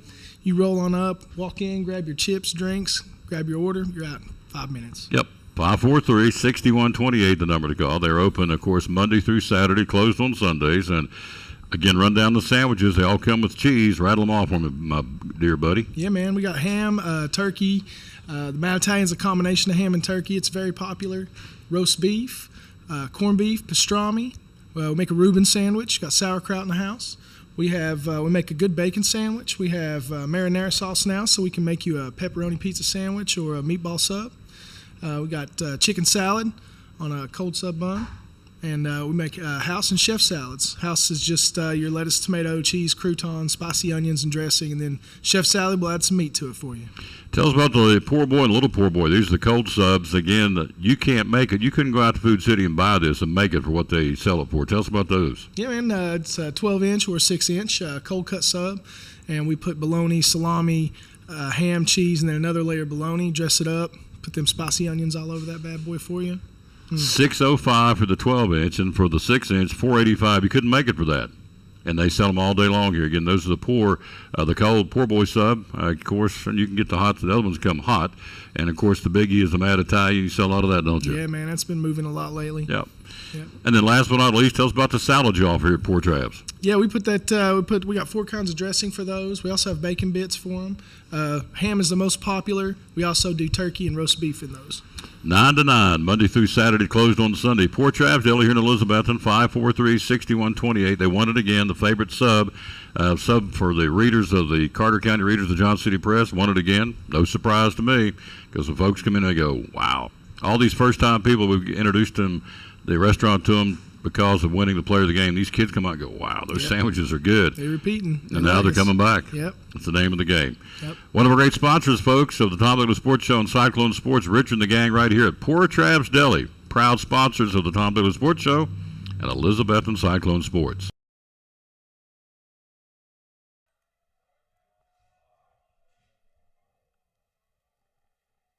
Roland delivers and misses downstairs. Ball 1. Lead batter Luke Armstrong with a walk to get this inning started. We lead it 7-0 here. We're in the top of the 5th inning. Rain coming down now. It's coming down pretty good, pretty steady.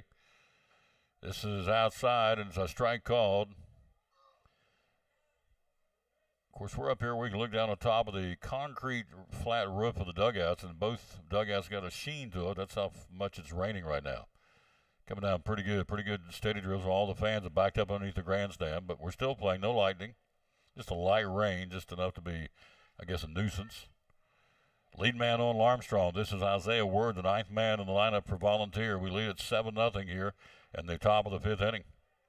Get to the bottom of the fifth, it'll be a complete game, so we can let it rain if it needs to rain. So radar had said to be a sale coming in here between 7 and 8, and they're right, spot on. So that's what we've got.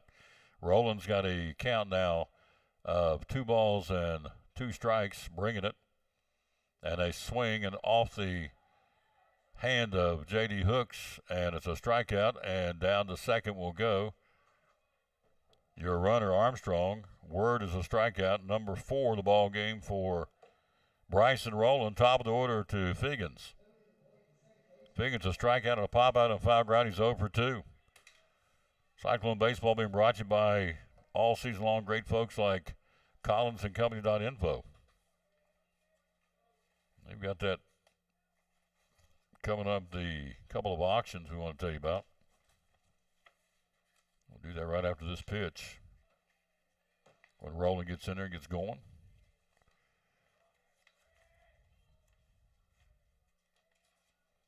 Bryson gets his sign from J.D. and brings it. Inside and downstairs, ball 1.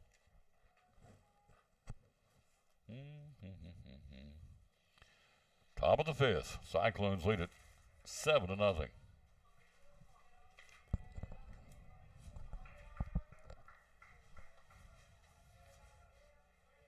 Roland brings it. Big curveball goes up over top and misses. Tried to cut it across the plate. Didn't get it.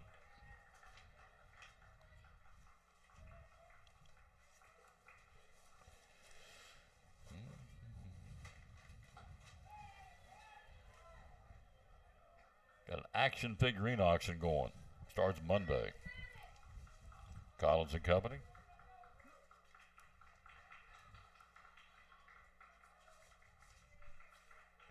Roland gets his side here. Looks it from J.D. Hooks. Brings it. And it's strike called. Hard of the plate. 7-0 Cyclones here in the top of the fifth.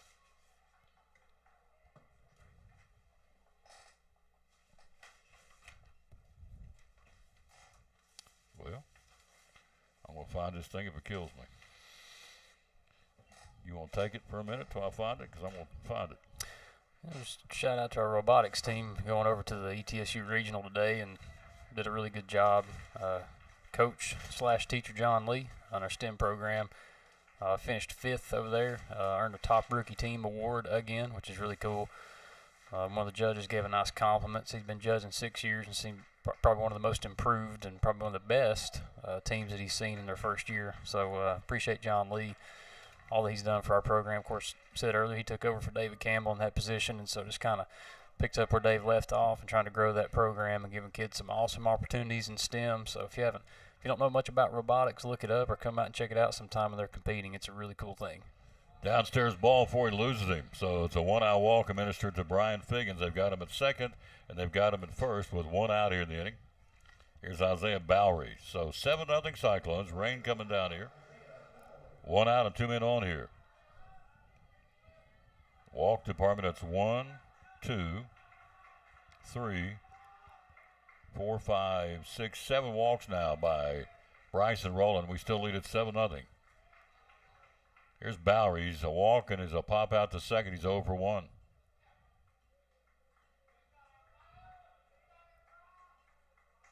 Slego in on the dirt at first defensively. First pitch is a curveball, strike call. Nice pitch.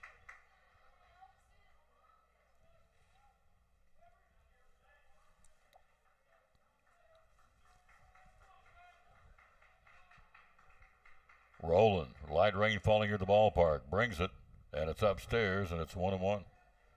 John Lee says, thanks, Dr. Minton, all about all of our kids. Super proud of them. It's all about all of our kids. They had a great day. So, awesome. We'll find out how the track team did. They're at the sectional in Knoxville. Yeah, I'll keep digging for that. 2 on, 1 out here. Cyclones lead at 7-0. Want to slam the door here in the 5th inning, bringing it. And a shot back up the middle. It's a base hit. 1 run will score. Buckles comes up with it, brings it into center field. Actually, they'll stop him at third with a great throw by Buckles. Man, big play. Respecting the arm of Braden Buckles, they stopped him at third. You're down 7-0. You rolled the dice, but that's okay. They didn't, and we'll take it. That is the first base hit of the baseball game for the Volunteer Falcons here in the 5th inning. Bases are jammed up, no place to put him. He'll go to work on Connor Haynes, who's walked and flat out to center. Armstrong down at third, the courtesy runner. At second is Figgins. At first is Bowery. Well, that's customer service. This is Minton delivered a soda pop. This is down and away. Strike call to the left-hand batter. Will they call it with rain? After the 5th inning, it'll be a complete game. It won't matter if we get to the bottom of this inning. I don't know. I think it's got a little bit of rain to come for it. It's clearing up over the right field line. Yeah. So downstairs. So, yep, skies are showing blue skies down the right field liners. Maybe this is just a passing shower. So we're still playing. As long as there's no lightning, they normally let it keep going, particularly in a tournament game, because there's a time element here to get these games in for the next round of the tournament, which will be on Wednesday of next week. And I don't think anybody wants to come back tomorrow and finish this thing out. So no, it's best to do it tonight. Yeah, let's ride it out. Rolling to the belt. It's got 2 on to work with here. And a pitch outside, and it strike call. Nice pitch. Strike 2 call now to the left-hand batting Connor Haynes. 2 on, 1 out here in the 5th inning. We're up 7-0. Bringing it, and he jammed him and shoots it back and out of play. Good pitch by Bryson Rolling. Still got some gas in the tank, Doc. He does. He's throwing well. Got ahead of Haynes here. This is for Volunteer. This is a guy you probably want up. It's a lefty-on-lefty matchup, and Bryson's jumped ahead in the count, so keep the pressure on him, try to put him away. 1 ball, 2 strikes. Here it comes, and it's a shot back up the middle. It's a base hit. Nope, stopped in behind second. Meadows dropped the ball off his glove. All hands are safe. It does become a base hit.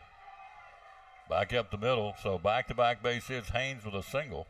Behind second, going to be a tough play anyway. Running in from third is Armstrong. It's a 7-1 ball game now. Stopping at third would be Figgins. At second is Bowery. At first is Haynes with an RBI single, and it continues for Austin Williams. And our pitching coach will pop out of the dugout, go out and talk to his starter here.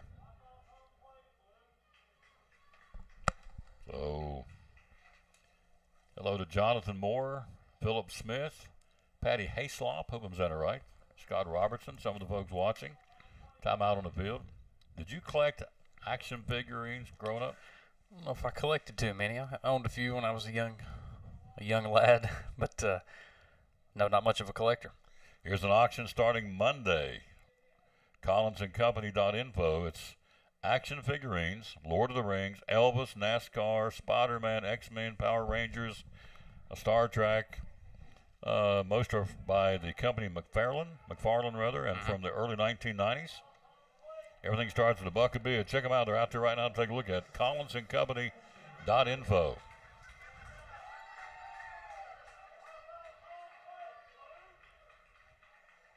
We're ready to go here. Bases loaded, meeting the mound over, and we're ready to roll here. Williams our pitching coach, Jack Hembry, taking care of things. Here we go. Fly ball, center field. Buckles coming hard, makes the catch. Runner, does he tag? No. Great throw. One hop, he'd have been a dead duck at home plate. Great throw by Buckles, 2 down. That's 2 by Buckles this game. You know, Ball's going out there and getting them in quick, showing some arm strength. That's why you got a guy like that out there in center, putting the pressure on, taking 2 potential tag ups from Volunteers. That's 2 runs he's robbed from them by getting outs, getting the ball in quick, and being accurate. So, good job by Braden Buckles. 2 out of the 5th inning. Base is still full. 7-1 ball game. Cyclones. And here's Anthony Blasini. Anthony with a strikeout and a big 6-4-3 double play ball to Griffin, to Meadows, to Slagle. Pitching. Taking upstairs. Missing, ball 1. Hello, Lewis Tilley and Jeff Burback. We're in the 5th inning. Cyclones lead at 7-1 here. Trying to nail down the regional runner-up. Downstairs. Whew, that looked good. Misses. He's working him downstairs. The fans are on him pretty good now. JD's so good. He makes marginal pitches look good. You know, he just kind of squatted there and just picked it up and framed it really well. So he makes, again, pitches that are on the outside or on the inside of the plate look really good. So that was a ball, but it was close. Rolling. Bryson brings it. Ground ball hit right on the screws to Whitehead. Steps on the bag at third, inning over. Fielder's choice. Good job. unassisted third baseman. That is the inning. Falcons pick up a run on a couple of base hits, and that's it. We go to the bottom of the fifth inning. Elizabethton leads it 7-1. You're listening to Elizabethton Cyclone Regional Tournament Baseball. Now this from one of our great sponsors. Let's let you hear all about the good folks from Chick-fil-A. So I stopped in at Chick-fil-A for lunch and saw Officer Wilson come in. I decided to place a dine-in mobile order and have a cookie delivered to him just to show appreciation for his service for our community. A few minutes later, I noticed that Officer Wilson had gotten up and left, and I knew he hadn't gotten his cookie yet. And I'm headed to my car. I turn around and I see Allie, and she's running after me. Mr. Police Officer, Mr. Police Officer. Usually when someone yells, officer, officer, they want to ask me about a ticket they got. I absolutely wanted the cookie. This cookie's delicious.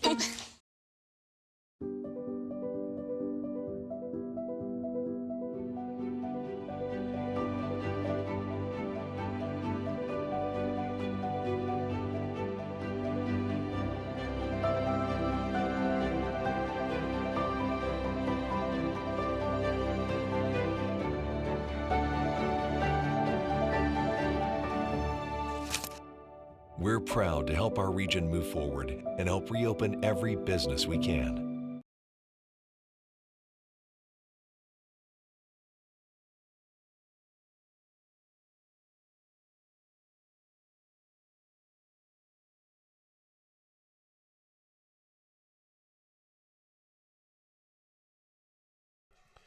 The rain has stopped here as we move to the bottom of the fifth inning. Cyclones lead at 7-1. Some good points being made during the break. Tell us some more about that, Doc, would you? Yeah, just keeping up a pitch count a little bit. You know, both pitchers, Hickernell, who's a starter, Armstrong's in now, but Roland starting the game. He just left what I would call a high pitch inning, 28 pitches on that, threw 15 balls to 13 strikes. Hickernell also had one of those innings with 28, which we picked up several runs. So just, you know, high school pitching, college pitching, you name it. If you're a pitcher and you're going to go any length of distance, you're going to have that inning where you got to weather the storm, and you got to credit Bryson Rowland there for 28 pitch inning, getting out of the jam with bases loaded and only giving up one run. Credit Bryson, credit our defense. Bottom of the fifth inning, a 5-run, 5-hit inning. Last inning started with this young man right here, Braden Buckles, watching miss downstairs, but catches called a strike, spoke too soon. Strike one now. Buckles, Campbell, and Griffin, 6, 7, and 8 here. In the Cyclone fifth inning, we lead at 7-1. Rain has stopped now. The sun's kind of popped back out. The seats are wet. Everybody stays back under the grandstands, but the rain is, for the moment, stopped here. Looks like it's moved on. Armstrong gets his side. The right-hander brings it. And it's an all-speed pitch that caught the outside corner. Strike called. Hello, Rick. Listening down in Pensacola, Florida. What's it doing down there tonight, Rick? On the weather. No balls and 2 strikes. Buckles, and it's downstairs and not by much, 1-2. 7-1 Elizabethton here in the bottom of the fifth inning.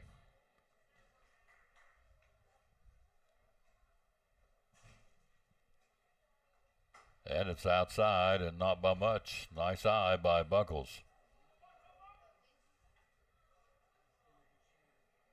Runs it full now. 3 balls and 2 strikes.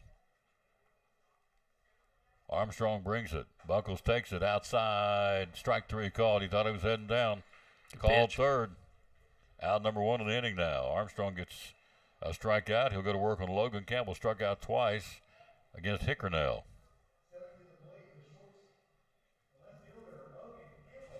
Here's Logan Campbell. 7-1 Cyclones in the fifth here. We approach the 8 o'clock hour here on a Saturday. Second game we brought you today. First pitch, ground ball to the shortstop. To his right field. Gobbles up, throws, and got him. Nice play with the shortstop. Isaiah Bowery, 6-3 on the putout. 2 down to the inning for Jeriah Griffin, the road runner. A walk, a run scored, and a bunt RBI. So, got a good game in that number 8 spot for Jeriah. Hello to Matthew Dalton. Hello to Ronnie Gaines. Some of the folks listening, thank you for being with us. Fifth inning, we lead at 7-1 here, the regional runner-up game. Strike called. This one, breaking ball inside part of the plate to Jeriah Griffin. Rain is stopped and cleared out here. Hello to Maggie Rowland. This one down and away. 1 ball, 1 strike. So Roland, not with his best stuff today, but being very respectable. Armstrong brings it. Here's a chopper. Big hop to the third base. He went to hurry because he can scoot, and he got him, but not by much. 1-2-3 inning for the Cyclones. Game is complete. We're in the books. We go to the sixth inning.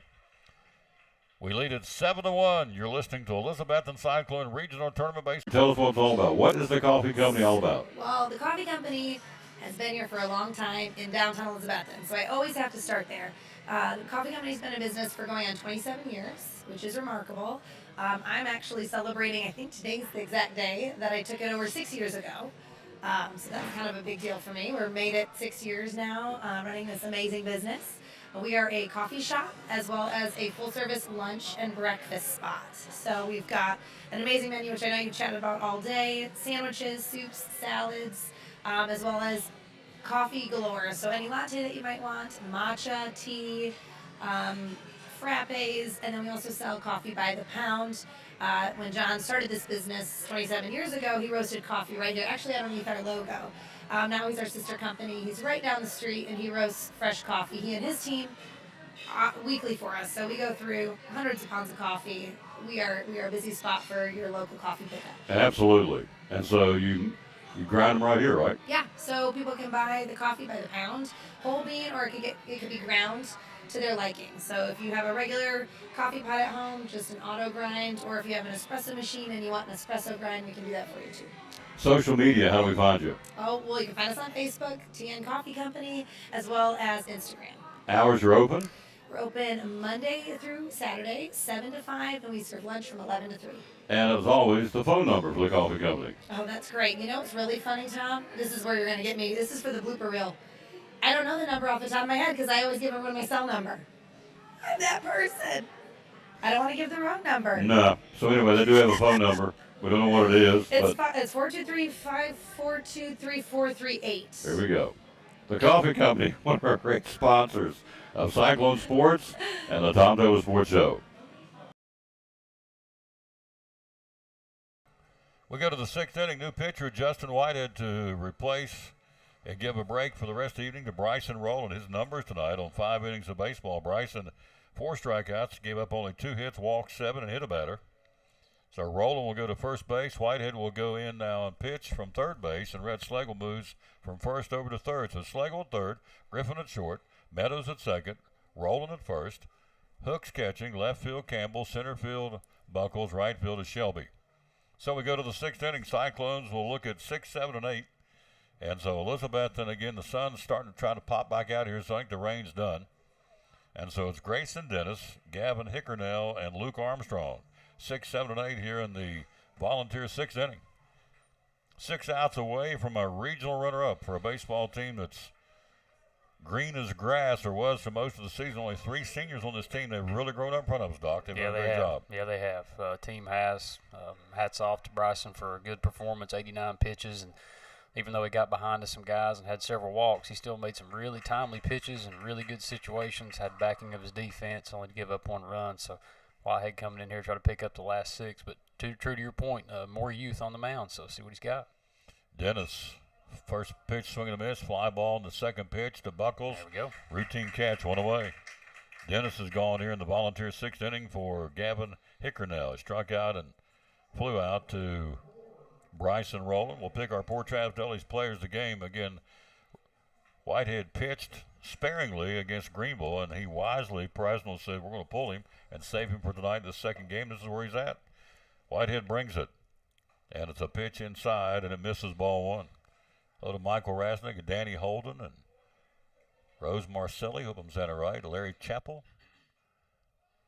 Brandon Waynes foul to the plate. Then it's 1 ball, 1 strike.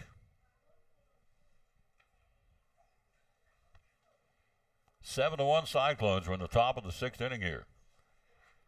Greenville won it earlier today. If you missed it, beat us 13-2. They will go in as the regional champ. They'll be at home next week. The winner of this game will travel to Knox Gibbs. They won today. They beat Union County 3-2 in their regional championship down in Region 2. The winner of this one will travel to Gibbs, inside and tight.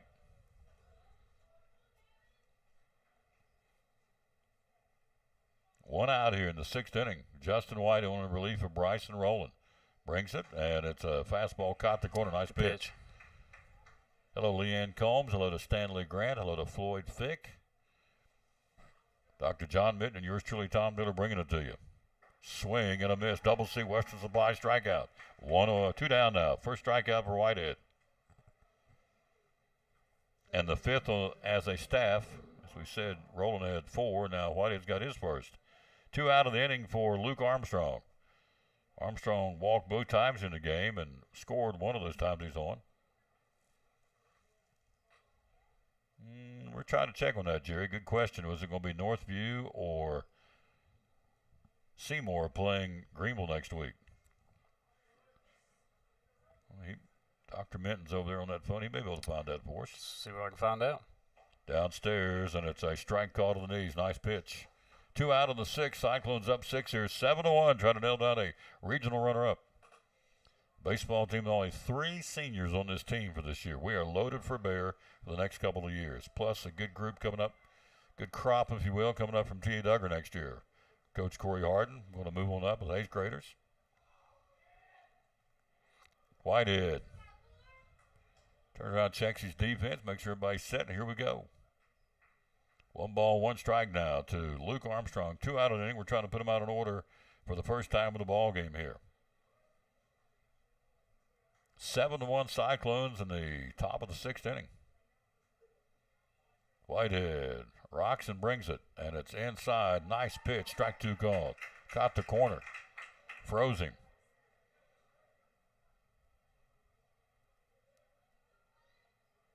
It really is, I don't know if scary is the right word, but this is a team can really be really good the next couple of years. Ground ball to Jariah. Fields, throws, pumps, got him. 1, 2, 3 inning. Cyclones put them out. 1, 2, 3. We go to the bottom of the 6th inning. Elizabethton leads at 7-1. You're listening to Elizabethton Cyclone Regional Tournament Baseball. It's important to hire a professional because you want a quality, trained, and licensed person working in your home. All of my staff are factory trained and have years of experience. With today's technology in heating and air conditioning systems, you want a trained professional working on your system. Our motivation to provide our customers with the best service is years of experience.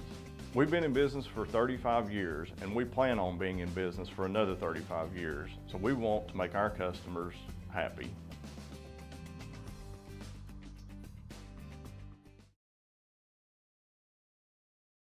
This is Pastor Fallow, Pleasant Beach Baptist Church in Elizabethton, and we'd love to have you come be with us. You and your family be with us on Sunday. I'm standing here in the lobby at our visitors table, our welcome table, and there's packets made up with tells you a little more about the church and get acquainted card, and then also a mug and some things in there for you to take with you to remind you to pray for us. And we've got a place for you and your family. We want you to come. Our goal is for you to know the Lord Jesus Christ as your Savior. But beyond that, to find your purpose and contentment in life of knowing Him, walking with Him, and serving Him each day. And so we want you and your family to come be with us Sunday morning, Sunday night, or Wednesday night. We're looking forward to seeing you soon. You can find a little more information about us online at pleasantbeachbaptist.com. Bottom of the 6th inning, Cyclones bring up 9-1-2. Jack Blevins, Bryson Rowland, and J.D. Hooks. Container Man, go to that website, containermantn.com, and get yourself signed up. He'll come out and bring that container out there to you. You'll fill it up. You'll call him. He'll come back and get it. It's just that simple. No matter what you've got out there that you got to get rid of, Container Man can help you. Trash, debris, cleaning out an old shed, whatever you want to get rid of. No more trips like we used to do when we were kids. Take everything to the dump.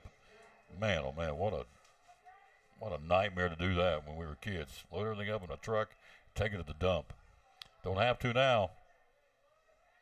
Call Container Man and go to the website, containermantn.com, and get that container into the bad ground ball. Slow roll to the second baseman. Blevins start the inning, has to hurry, and he got him by half step. Slow roll to the second baseman. Hickernell fielded it. Jack can scoot, and he almost beat that out. One away. Here's Rowland, top of the order. Rowland fly out to center, struck out a fielder's choice, runner interference. 0 for 3 here in the ball game. 7-1 Cyclones. Sun has popped out big time now. The entire field is encompassed by shadows, but the scoreboard and the big backdrop out in center field are getting hit by the sun now. Here's Rowland. That one misses inside, ball one. Armstrong delivers. Rowland takes away outside. Cyclones 3 outs away from heading down the road to the sectional as the regional runner-up, which is quite an honor. This is outside. Good eye by Bryson Rowland. We'll talk to head coach Ryan Presnell here in the postgame tonight. Pitching. Taking outside, ball 4. Good eye. Bryson Rowland draws a 1-out walk here. It's J.D. Hooks' turn. Popped out to first and popped out to the first baseman in foul ground. RBI infield hit and a walk. 1 for 2 with a run scored and an RBI for J.D. 1, 2, 3, 4, 5, 6, 7 hits all told here this game. We had 2 against Greenville. Throw down. Here's a stolen base recorded easily by Bryson Rowland. Throw offline a bit. SB beside Rowland's name. We've been running on this catcher all night, Doc. Yeah, aggressive base running has been a key to this game for us. So it's been nice to be able to be aggressive and run on a catcher who can put a little bit of pressure on him, try to make throws. He's made some good throws. We've just beat him to the punch, and so getting runners in scoring position that way is big. You don't have to sacrifice outs, and you get a chance to hopefully plate one here, get an insurance run. Hooks waiting on it, and it's outside. I got to wait now. It's a little bit fluid in the strike zone. Yeah, it's a good pitch. It was a good pitch. 2 balls and no strikes now to J.D. Hooks. Armstrong wheels and bluffs the throw back to second, and scampering back in is Bryson Rowland. No throw. 7-1 Cyclones in the bottom of the 6th. Volunteers got 3 more chances. Upstairs, a misses. Good eye by J.D. On deck will be Bugs Meadows. Bugs had a big ball game. He's went 2 for 2 with an RBI and 2 stolen bases and a walk. So good ball game for Bugs Meadows. That would hit him. And so Hooks gets plunked. He'll try to first, and that has to Smart. That hit him right on the left shoulder. Couldn't get out of the way of that one. And they'll quickly bring their coach out of the third base dugout. See if there's a pitching change getting ready to happen. The bottom of the 6th inning. He pounced out real quick. Pulls his infield in. Hello to Kevin McMahon, Chad Macy Odom, Mark Silverman, Brian Richmond, Eric Powers, David Walker, Charlene Meyer, Mike Adams meeting over, Linda Presnell. Let's see here. Jason Hamrick, Marge LeBrick, Patricia Dalton, Holly Honeycutt, we know that lady, Drew Ludwig, Tina Foster with a D, Doster maybe, and Drew Ludwig and Nina Googe. Here's Bugs and Sandy Kruger's watching. Here's Bugs. Bugs 2 for 2 as we told you. Cyclones have 2 on here. First pitch is downstairs. Good eye by Bugs here. We're in the bottom of the 6th. 1 out, 2 on. We lead at 7-1 here. We're 3 outs away from heading to Gibbs next week. Pitching downstairs. Good eye by Bugs Meadows. It's 2-0 now.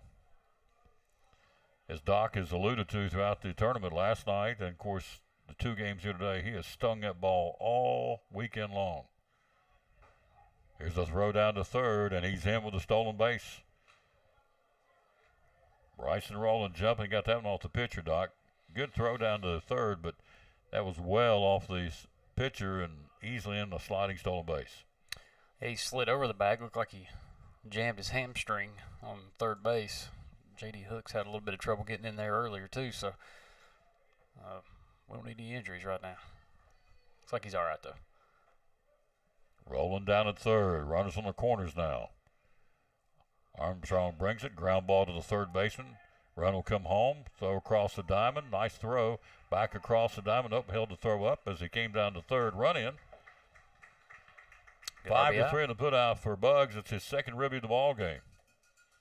In from third will score again. Bryson Rowland makes it 8-1. J.D. Hooks coming down to third now. 2 out of the inning. Bugs gets a ribby. It's his second RBI of the ball game for Bugs, and it brings up Rhett Slagle. who crushed one his last time up in a gapper and over the head of the right fielder up against the wall in right field. This one off the shin guard of Dennis and in from third will be another big run. It's 9-1 on the pass ball. JD's in.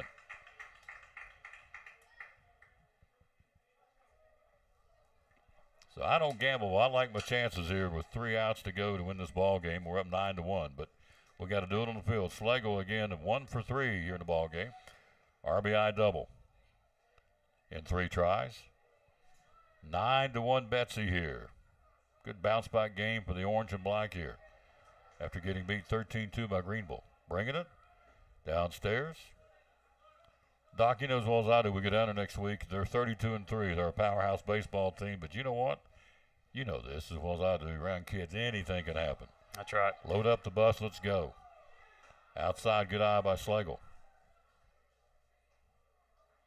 2 out, 2 in here in the 6th. We put up 2 more. We lead at 7-1 here. I'm sorry, 9-1 here. Led 7-1 starting the inning. Armstrong delivers. Schlegel takes. Strike called.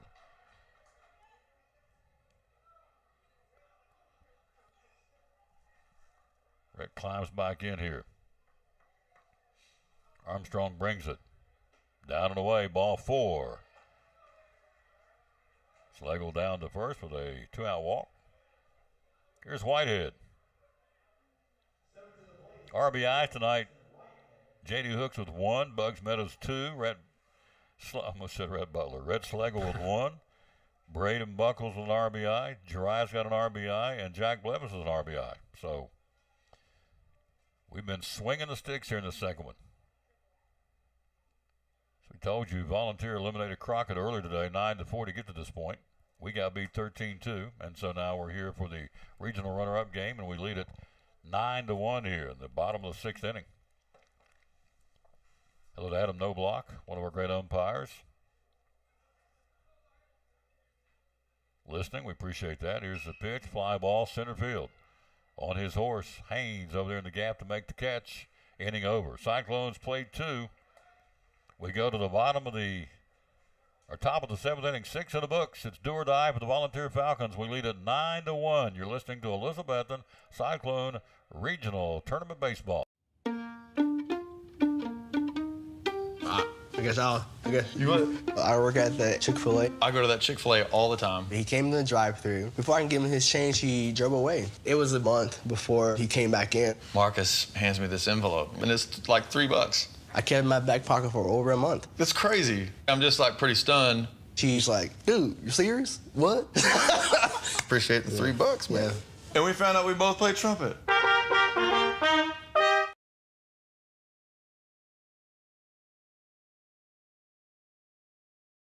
Hey, this is Tom Taylor. Here in 2024, the Tom Taylor Sports Show is now on TikTok. That's right, lots of cool things coming all year long, again on TikTok. Be sure and like us, share it, and follow by hitting the plus button. So, a lot of neat things coming.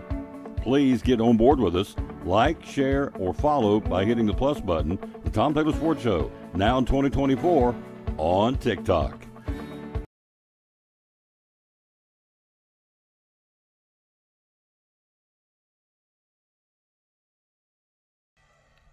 Top of the 7th, do or die for the Volunteer Falcons. Can we do it? Whitehead's going to try and slam the door as Elizabethton leads at 9-1 here. 9 runs on, 1, 2, 3, 4, 5, 6, 7 base hits for the Cyclones tonight. Trying to think. They're all running together. Is it errorless baseball this time around? It is. We've not committed an error here in the ball game, which is, that always pleases our head coach, and understandably so. We've left 1, 2, 3, 4, 5 on base unofficially. 9 runs on 7 hits, 1 run, and 2 base hits for Volunteer. So Whitehead tries to end it for him. It'll be Word at the bottom of the order. At the top, it'll be Figgins and Bowery. So 9, 1, and 2. Hello, Caleb Hamrick. How you doing, sir? Oh, Hammy, he was down there earlier. I saw him after the Greenville game. Hello, Tammy Triplett. How you doing? Cyclones lead at 9-1 here. So Word will start at that 9 spot. He struck out his first time up. He replaced Broussard, batted in his spot of the 5th inning and struck out. Then Figgins and Bowery, 9-1 and 2 in the top of the 7th for Volunteer. Whitehead brings it. Pitch is strike called, caught the corner of the right-hand batter. Pitch. Whitehead is painting the corners here, folks. 0-1 pitch downstairs, and it's 1-1 now. Hello, Charlie Hutchins. Cyclones 3 outs away from going to Gibbs next week. We'll be there with them. Bounced up there, and it's 2 balls and a strike. Charlie was down here earlier today working behind the plate. It was Charlie Hutchins, wasn't it? Sure was. 9-1 Cyclones. Popped him up. Infield. Who wants it? Whitehead says, I've got it. He makes the catch along the first base line. Fair ball, 1 down. Lazy pop up. Whitehead camps under and gets it right along the first base line. 1 away for Brian Figgins, who's walked, popped up, and struck out. He's 0 for 2. Talk to Ryan President of the postgame. Also, we'll pick our players of the game. Hello to Andy in the hills of West Virginia. That would be hometown for you, right? Hometown. That would be 7 states, I think, today. They said they were watching. Thank you so much. Downstairs, ball 1. Really is amazing. Cyclone fans all over the place. Yeah, it's awesome. You know, we got a great community following. There's been a lot of both games today. Had a good a lot of people travel, which is not surprising, but it's always encouraging to hear people who are interested in tuning in, who can't make it, get a chance to follow the kids and see what's up, especially this time of year. So appreciate everybody tuning in. Florida, Georgia, North Carolina, South Carolina. Let's see who else. West Virginia just now. There's a strike. There's more. I can't. On Nebraska, the Jones are watching out in Nebraska or listening. Whitehead brings it. Chopper back over the mound, charging. Griffin fields, letter high, snaps a sidearm throw to him, got him. 2 down by Jari right in front of second base. 2 out of the ball game for Isaiah Bowery, a single and 2 tries and a walk. We'll pick our Port Travis Deli players of the game coming up here. We're 1 out away from moving on to the regional end of the sectional now. And anything can happen. You know that if you follow high school sports. We've seen it time and time and time again. Well, we'll get on the bus and head down to Gibbs next week and see what happens here. 2 outs to go in the ball game. And a strike called. 2 outs in the ball game. 1 out left here to end it. Strike called to Bowery. Single and 2 tries here. Whitehead throwing BB. Second pitch. Ground ball could do it. To Bugs. Field of cap high throws. Got it! All right. Cyclones win it. Yes, sir. We're heading to the sectional for this baseball team in 2024. Awesome job of this baseball team, and awesome job of our coaching staff. They're out there bear hugging each other. And we're going to the sectional next week against Knox Gibbs. Final score, 9-1 Elizabeth. Improving now, Cyclones back to a 16-16 ball club. Volunteer finishes their year at 19-18. So it's been set. Greenville will be at home, and we're going to be traveling to Gibbs next week in the sectional. And who's to say a week from now or 2 weeks from now we'll be heading down to the big dance in the state tournament. It'll be sure plumb crazy. I'd love to do that. We'll take a break. We'll be right back. Final score, Cyclones win at 9-1. We'll be here for a while. We're going to talk to our head coach. He wants to come be with us, and we want him to be up here. Cyclones win at final score, Elizabethton 9 and Volunteer 1. We'll be right back after this. You're listening to Elizabethton Regional Tournament Baseball. The Eagle Center downtown Elizabeth. What's it all about, ma'am? Well, thank you, Tom. It's a great place to shop. We have a little bit of everything. We like to use the quote, "Things tell a story when people no longer can." Mm-hmm. So we have a building full of things that are reminders of our past, good conversation pieces, things that add character to your home, collectibles, home decor, furniture, vinyls, coins, just a little bit of everything. 2 floors. How many vendors? We have over 50 vendors. Over We have 50 vendors. Downstairs and a main floor. Lots and lots of things in here. Something for everybody, for kids, for men, for ladies.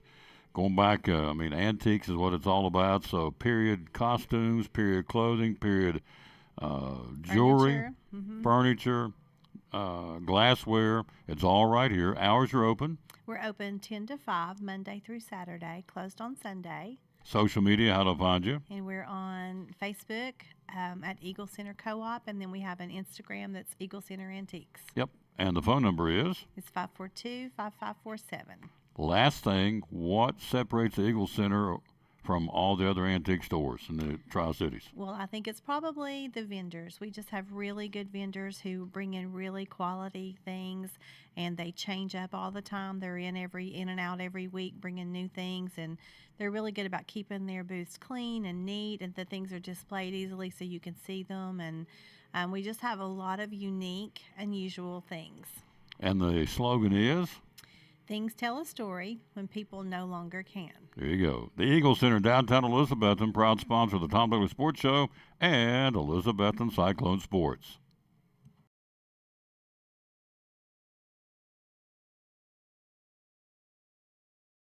The best furniture event in Cannon's history is going on now. We have made special deals with factories and received a ton of inventory at great prices, and now we're passing them on to you.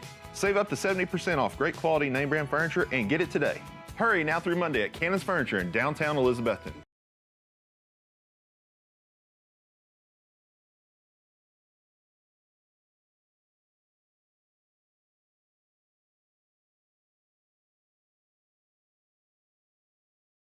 Cyclones win it again. Final score 9-1. Elizabethton moves on, take on the Gibbs.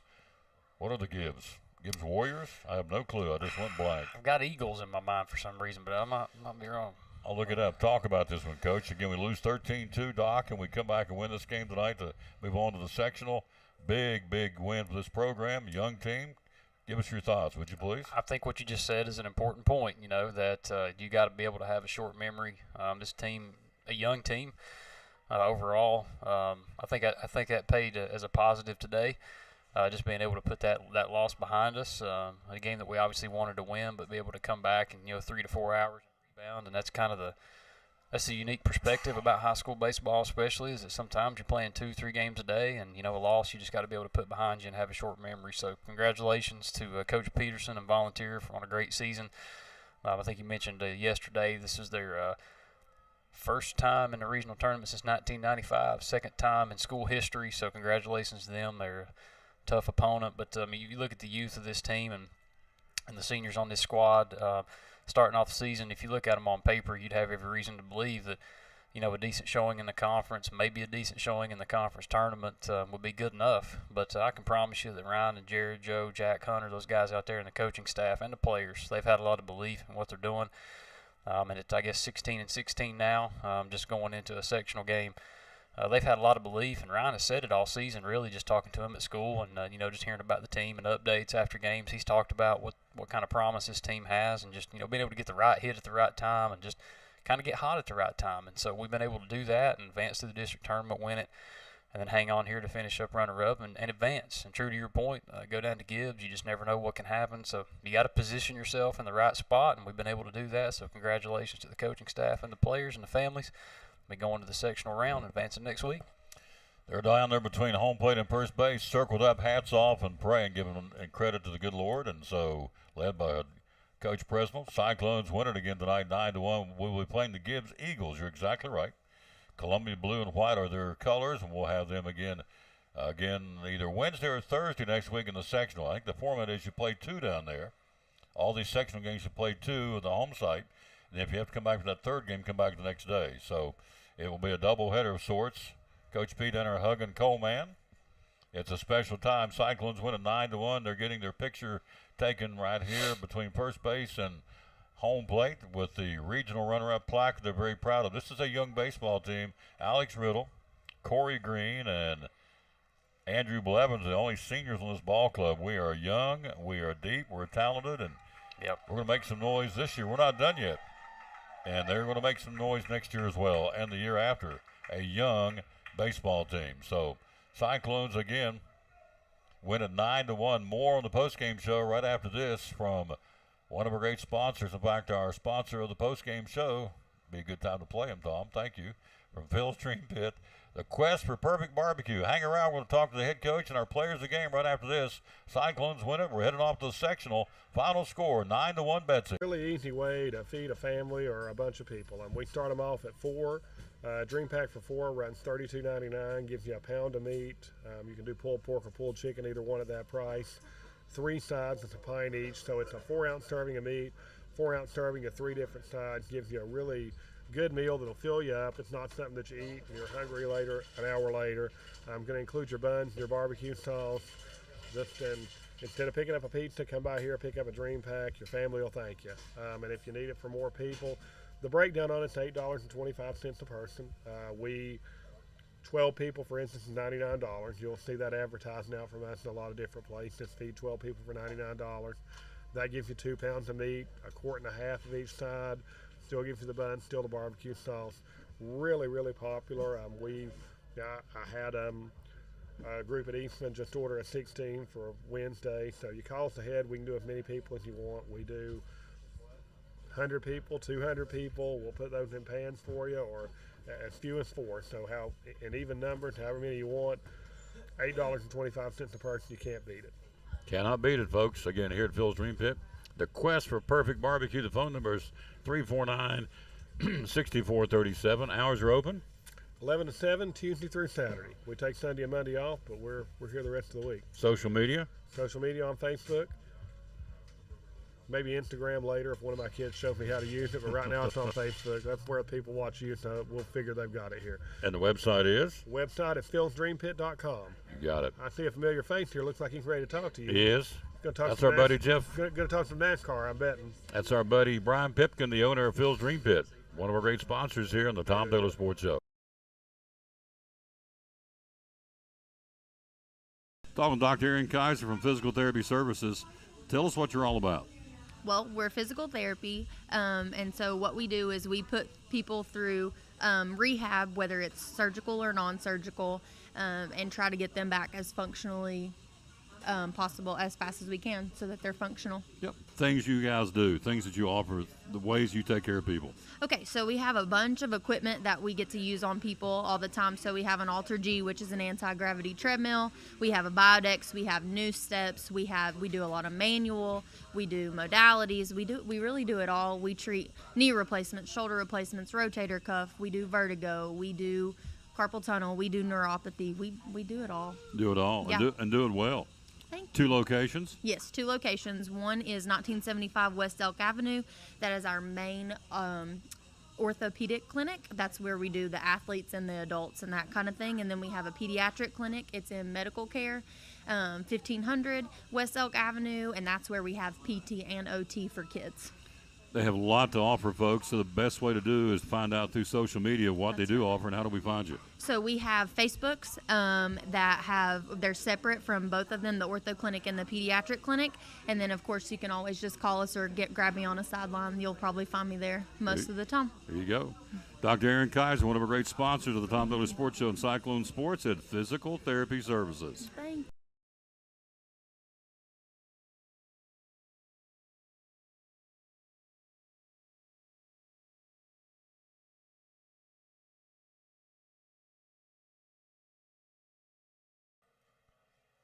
Back in Greenville again, Tusculum Cyclones win a 9-1. Our head coach about to come in here and we'll get him in, get him rolling here. This baseball team has done a yeoman's job here the last month or so.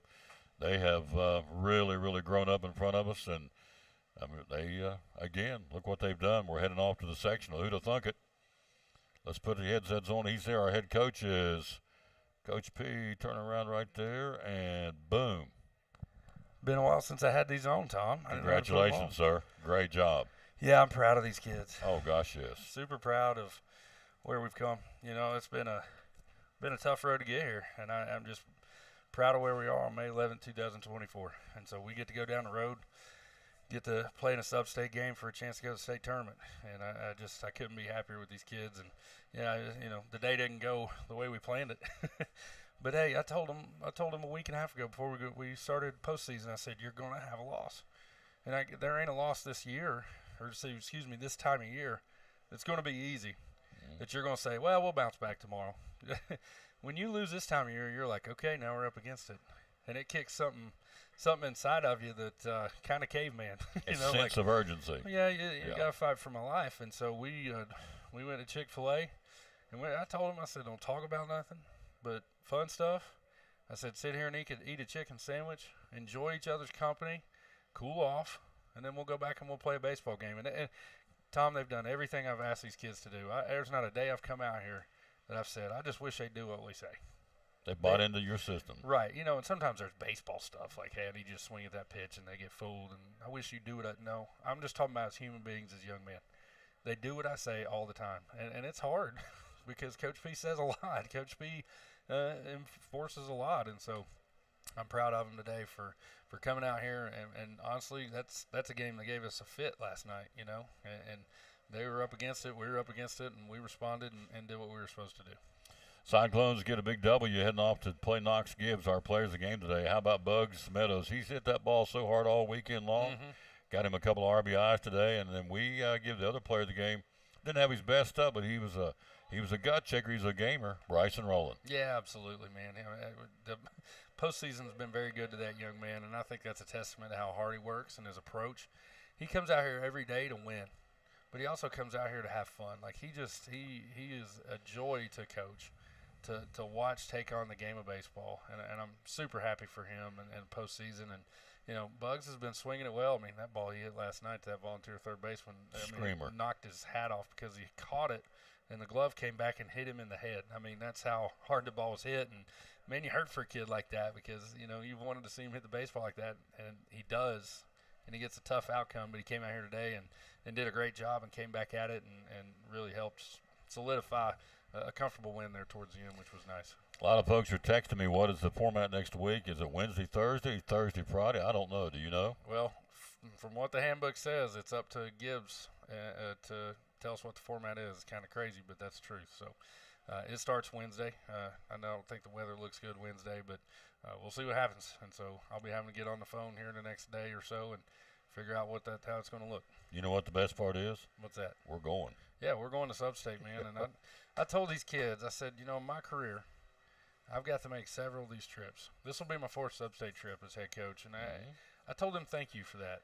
Like that means a lot to me to get to do this stuff, to get, you know, because a lot of coaches out there, Tom, they don't get to do these things. You know, they coach and they coach and they coach and they coach because they love the kids, but getting to go down the road consistently as a program is such a blessing to be here this time of year, to get you know, the practice on Monday and Tuesday is just such an important time together that we get to, you know, be together and build those relationships. And so I'm super thankful to these kids for what they did today to send us to another Substate. How many regionals you been into now? That would be 5. 5th? Yeah. I had it down for 5 yet. Yeah. But I don't get my stats right, but I had you down for 5 and we're going to our 4th sectional. Yeah, and you know, out of 9 years. 9 years. Like there is nothing I could ever complain about my coaching career as far as the human beings that I've gotten to be around. They're elite. They're Cyclones, man. Like I'm just proud of them, and they come out here every day, and that's what they want to do. You know, they want to play postseason, and they want to go down the road, and it's just an expectation with our program. And you know, the last couple of years have been hard.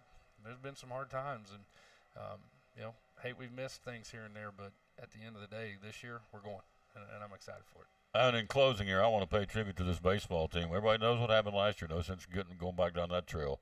But it was a tough way in the season. They bounced back. They grew up in front of us. They did the things supposed to do. They mended fences with Unicoi County. We come out here and play great baseball, and now we're heading off to the sectional. So a tip of the cap to these kids.